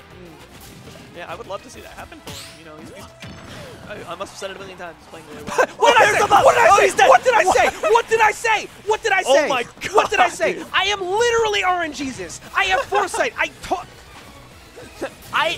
Peach and Daisy players, you pay me to be on here. So now You just go get a quick handshake from Ajax, and there you go. All of a sudden, you've got your guaranteed bomb in the set. It's literally insane. So, like, Don trying to go for the reverse up B, does not find it, trying to catch him later on to continue to build on it. But currently, yeah, now he's getting pushed back off stage. Not really much he can do here from this point.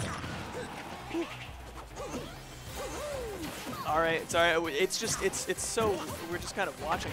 You know, I'm like on the edge of our seats watching. At the moment, the biggest thing right now is that like even if you're blank, there's because the of that, too. you still can't be comfortable with this lead. Like you can, in a way. Another Saturn. There's another Saturn. Okay, so is that like the third this That game? is the third Saturn in this individual game. Yeah. There is been 3 Saturns and a bomb in this game alone. So, so this is kind of like all odds are against you at the moment for the pre-reset. But will he be able to finish it? He can. He can still find the up air into fair. Like that is still an option. And if I'm Don, that's what I want. I absolutely want that right now. But that's, there's their up air in there. Oh boy. The platform. Oh. A B with so much rage, but not enough. Okay, won't be enough yet, but tries to catch him on a forwarder, but he doesn't get it himself yet. This is a very scary spot. Blank's ledge trapping has been so good. Speaking of, he gets another grab.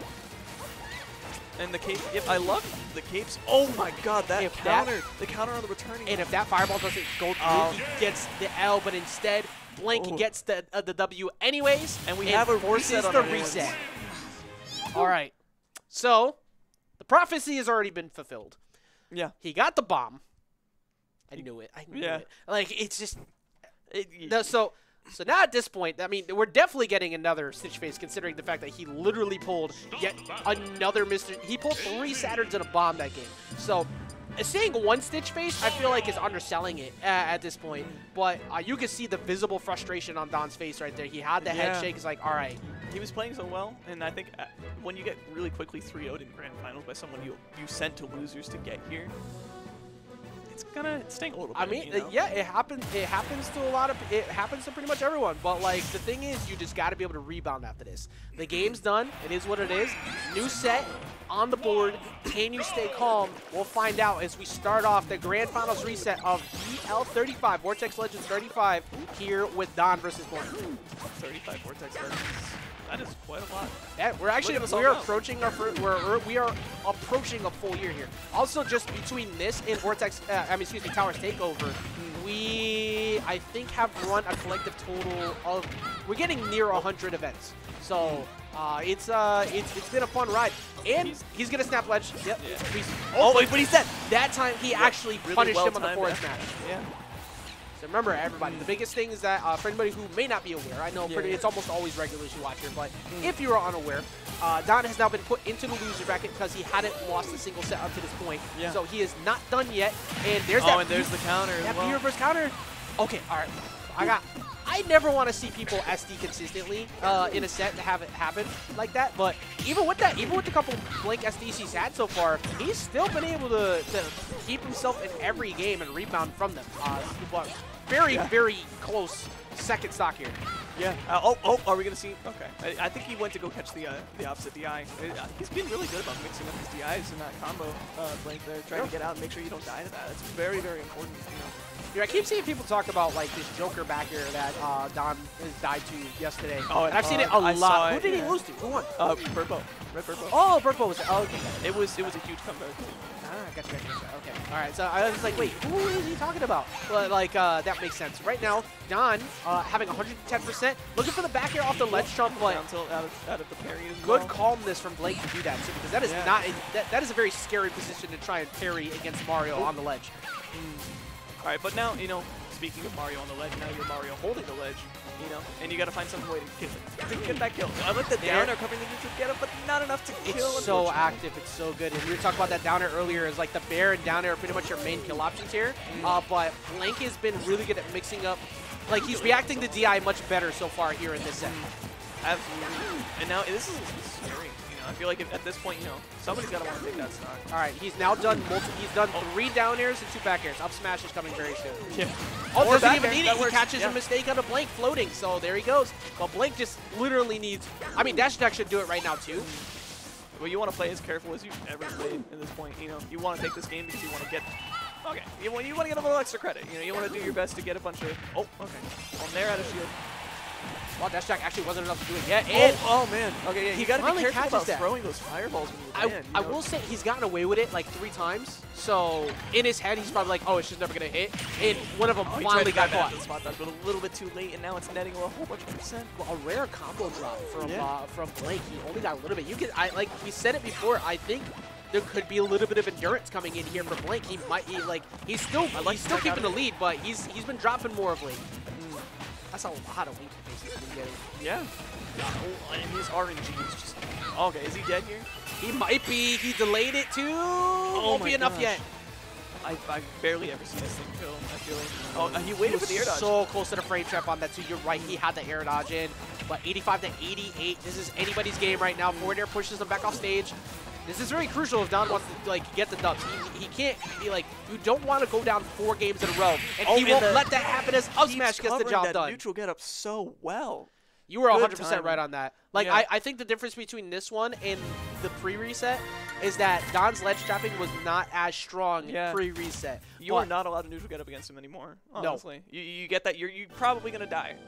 We saw him die earlier at Mario F Smash pretty early for the most part. Yeah, and the one singular time I saw Blank look comfortable on ledge against him is when he got that parry down tilt on the back air. Yeah. But that was 1 out of like 7 interactions that he got. And he had to get a parry to get that too. Exactly. You know? So that just goes to show that Don's keeping his turn on the ledge. Yeah. And if Don continues to recognize that, that's a huge W, because if you could keep Peach or Daisy in this case trapped in the corner, that means they're not floating, they're not hovering around you and spacing you, they're stuck, and you're getting your damage in. Absolutely.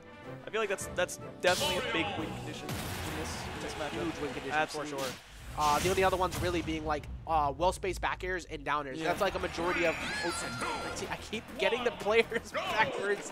Okay, it continues here into this into the next reset too. But Don was able to strike first here in the reset, which is huge for the Don fans in chat. And for Blank, you know, you just put it in your back pocket. It's the first game you dropped in 3 in a row. That being said, that might not be the case anymore. Don is currently. And that's not that either. This is you know, Don is a speedrunner, and he's trying to add to that category. That would have sucked. Not even unfortunate or anything. That would have sucked if he air dodged past that ledge. Unfortunately, it doesn't look like he's gonna get a world record in the beat Blink 80% world record. So. BLJ or no BLJ? Yeah, BLJ or no BLJ. Glitchless. Glitchless run through PS2. Right now, up smash is a viable kill option. I could see Don going for a short hop down air though pretty soon. He's kind of empty jumping around him a ton. Yeah. Hazy just floating at ledge is very scary.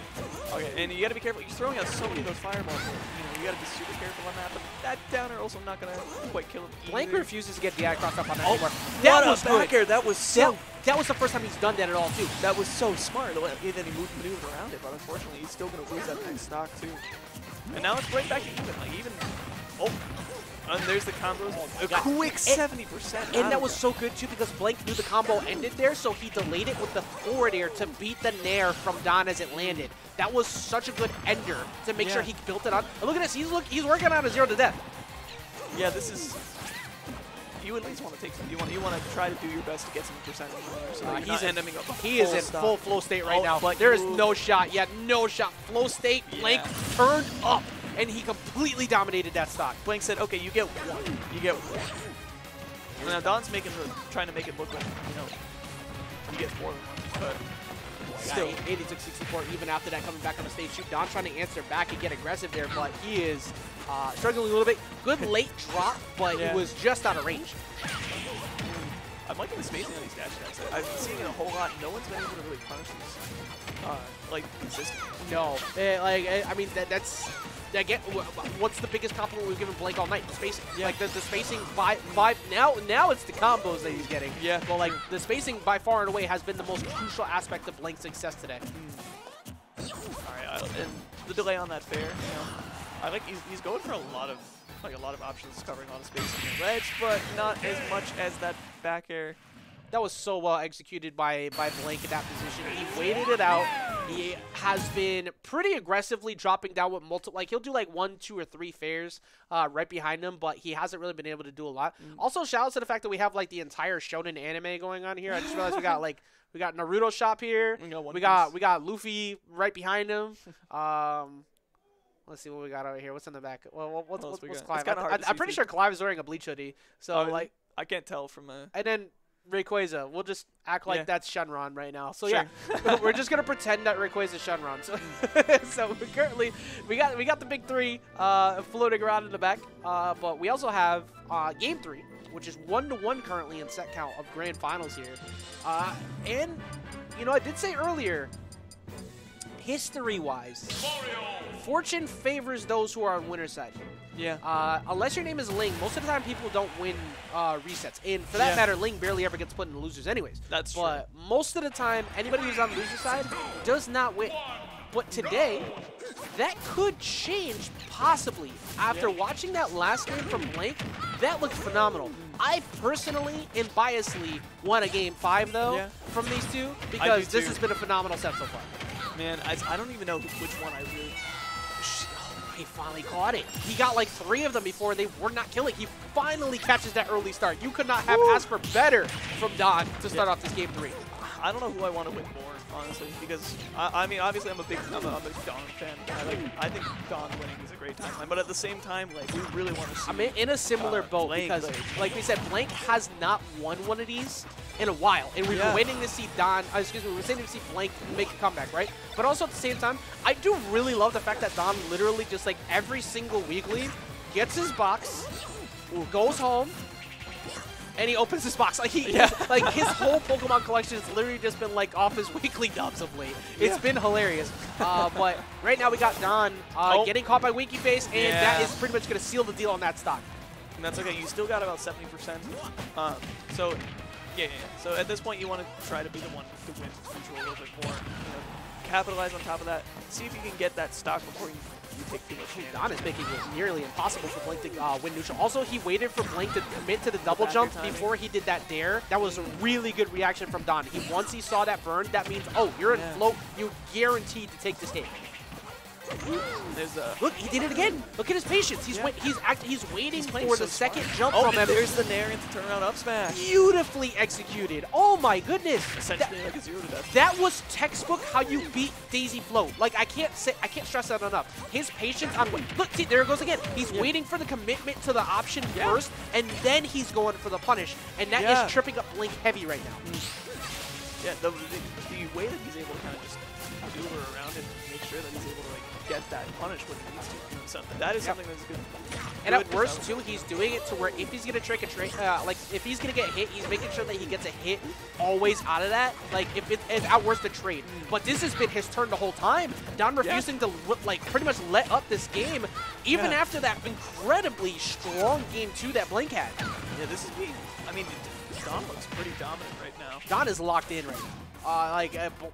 Blank is hunting for answers. I like the pivot grab. That's the first pivot grab I've seen him land off of Blank too, and it's very hard to grab Peach or Daisy half the time. And that's a stock and there's right the back there. On the committal. Once again, once you commit to something like that, you know, if you just wait for that, super patient. Don heavily woke up. Like that, like anything you could have asked for as a Don fan.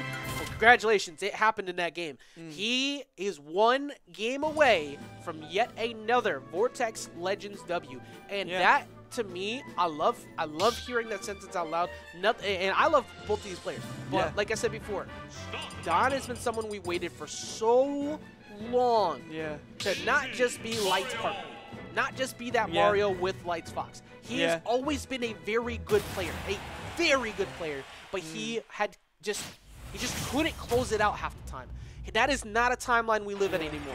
Now Don has been on a absolute tear, and he's 1 game away from what could be another W unless Blank has something to say about it. Yeah. No, I still want to see it. I'm not gonna lie. This is really cool to watch and everything, and I really am enjoying seeing Don like finally get that. But I do want to see this go to game. Oh no, I agree. I said it earlier. Biasly, I would like to see Game 5 just because of how good this set has been, and considering the fact that Winners Finals, Blank had no answers against Don, and Blank has brought it all the way here to Game 4 reset. crazy to watch. And the other thing is, like I was saying before, I don't know who to support. You know, these players both good friends of mine. Yeah, mix-up game was so good. Oh my god, I literally almost bit like my hand out of excitement from like everything I just watched. The fact that he covered his jump in with the up tilt, kept him going, kept the landing covered, and then caught him at the end, and he did the nair to get the shield poke was so good. What? Yeah, and at this point, Blank just has so much.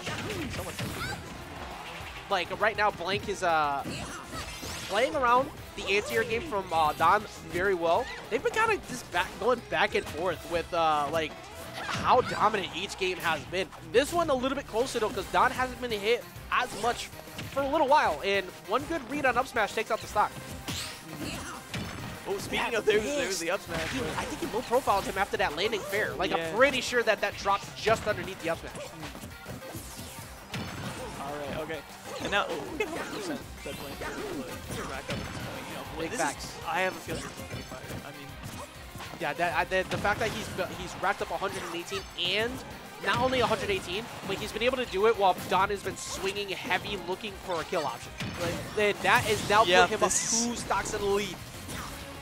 No, if I'm Don, I'm just thinking about the next I'm thinking about what adaptations I want to make. You definitely want that in the back of your head, but also Don is one of those refuse to give up type players. Like he doesn't really just kind of check out of any game, so he's still trying to keep himself in it. That shield poke from that Dot Eyes actually just gave it. Like Dot Eyes allowed him to get that shield poke. Like Blake is always getting the perfect amount of shield damage he needs just to get the shield poke. Speaking of, there's that dare, catches him again, and Don committed to his double jump. Yeah, I mean, at this point, at least, you gotta hit something. A back air, a down air, you know, maybe an up smash. Oh, there was the up smash, but not gonna do it. Blake at this point knows, like, look, grab me. Like, that's that's like all you got. Go ahead, try to grab me, because otherwise you're not getting anything. He's just always shielding every one of his attempts, and that is a 3-stock answer from Blank. And Kings, Queens, and Emperors, everyone in the chat, delay. Hey, Jax. We are at Game 5 Grand Finals. We wanted to see it. It has happened. 3-0 pre-reset. Game 5 post-reset. One of these two walks away to W here. No matter what happens, this is the final shot for one of these two to walk away with the W tonight. Does Blank finally get that elusive W? It's been away from him for a little while now.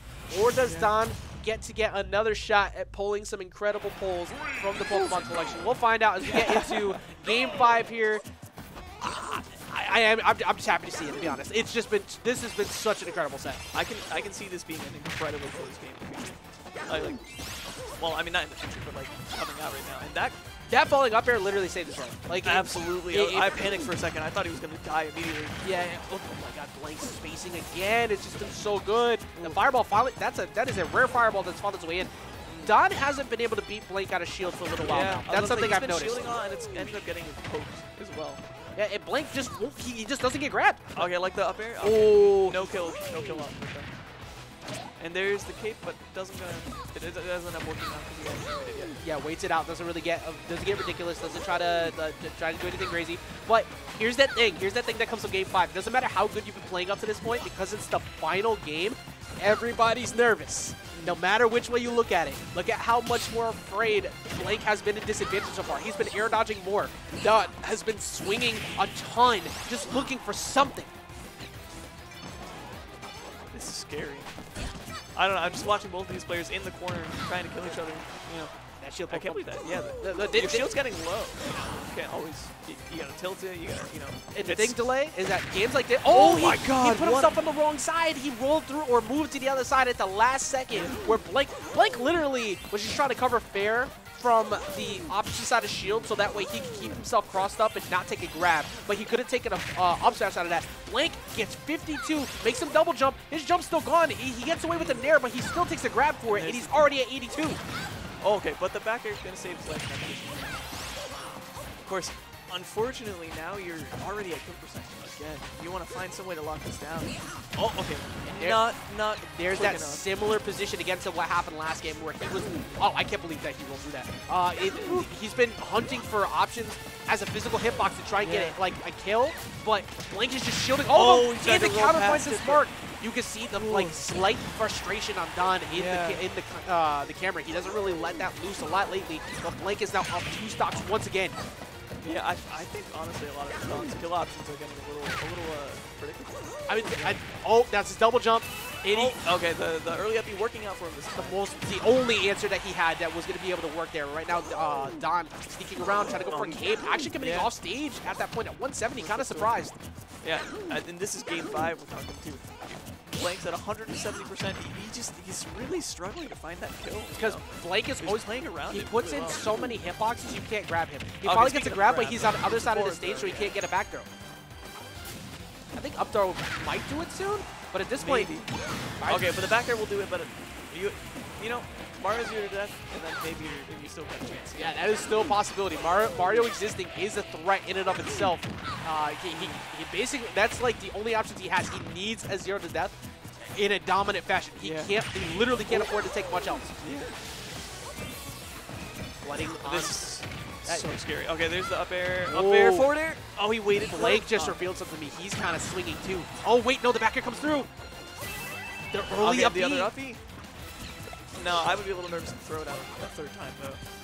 For Blank, all you need is just one solid fair at this point. You just need or one good back air at the ledge. But Blank second guessing a lot of his approaches. Like he looks like he's a little bit scared to go in, but that back air does find its mark and sends it back off stage again.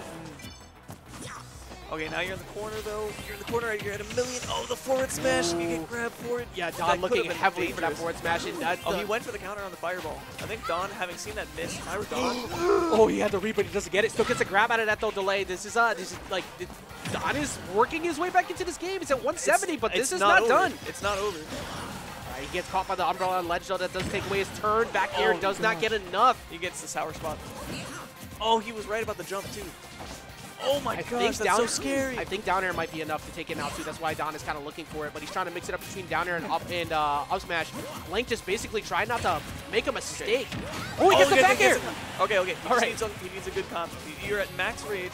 Oh, that's gonna be it. That's gonna be it. And Blank, congratulations to Blank for being the winner. Shutting it down, man.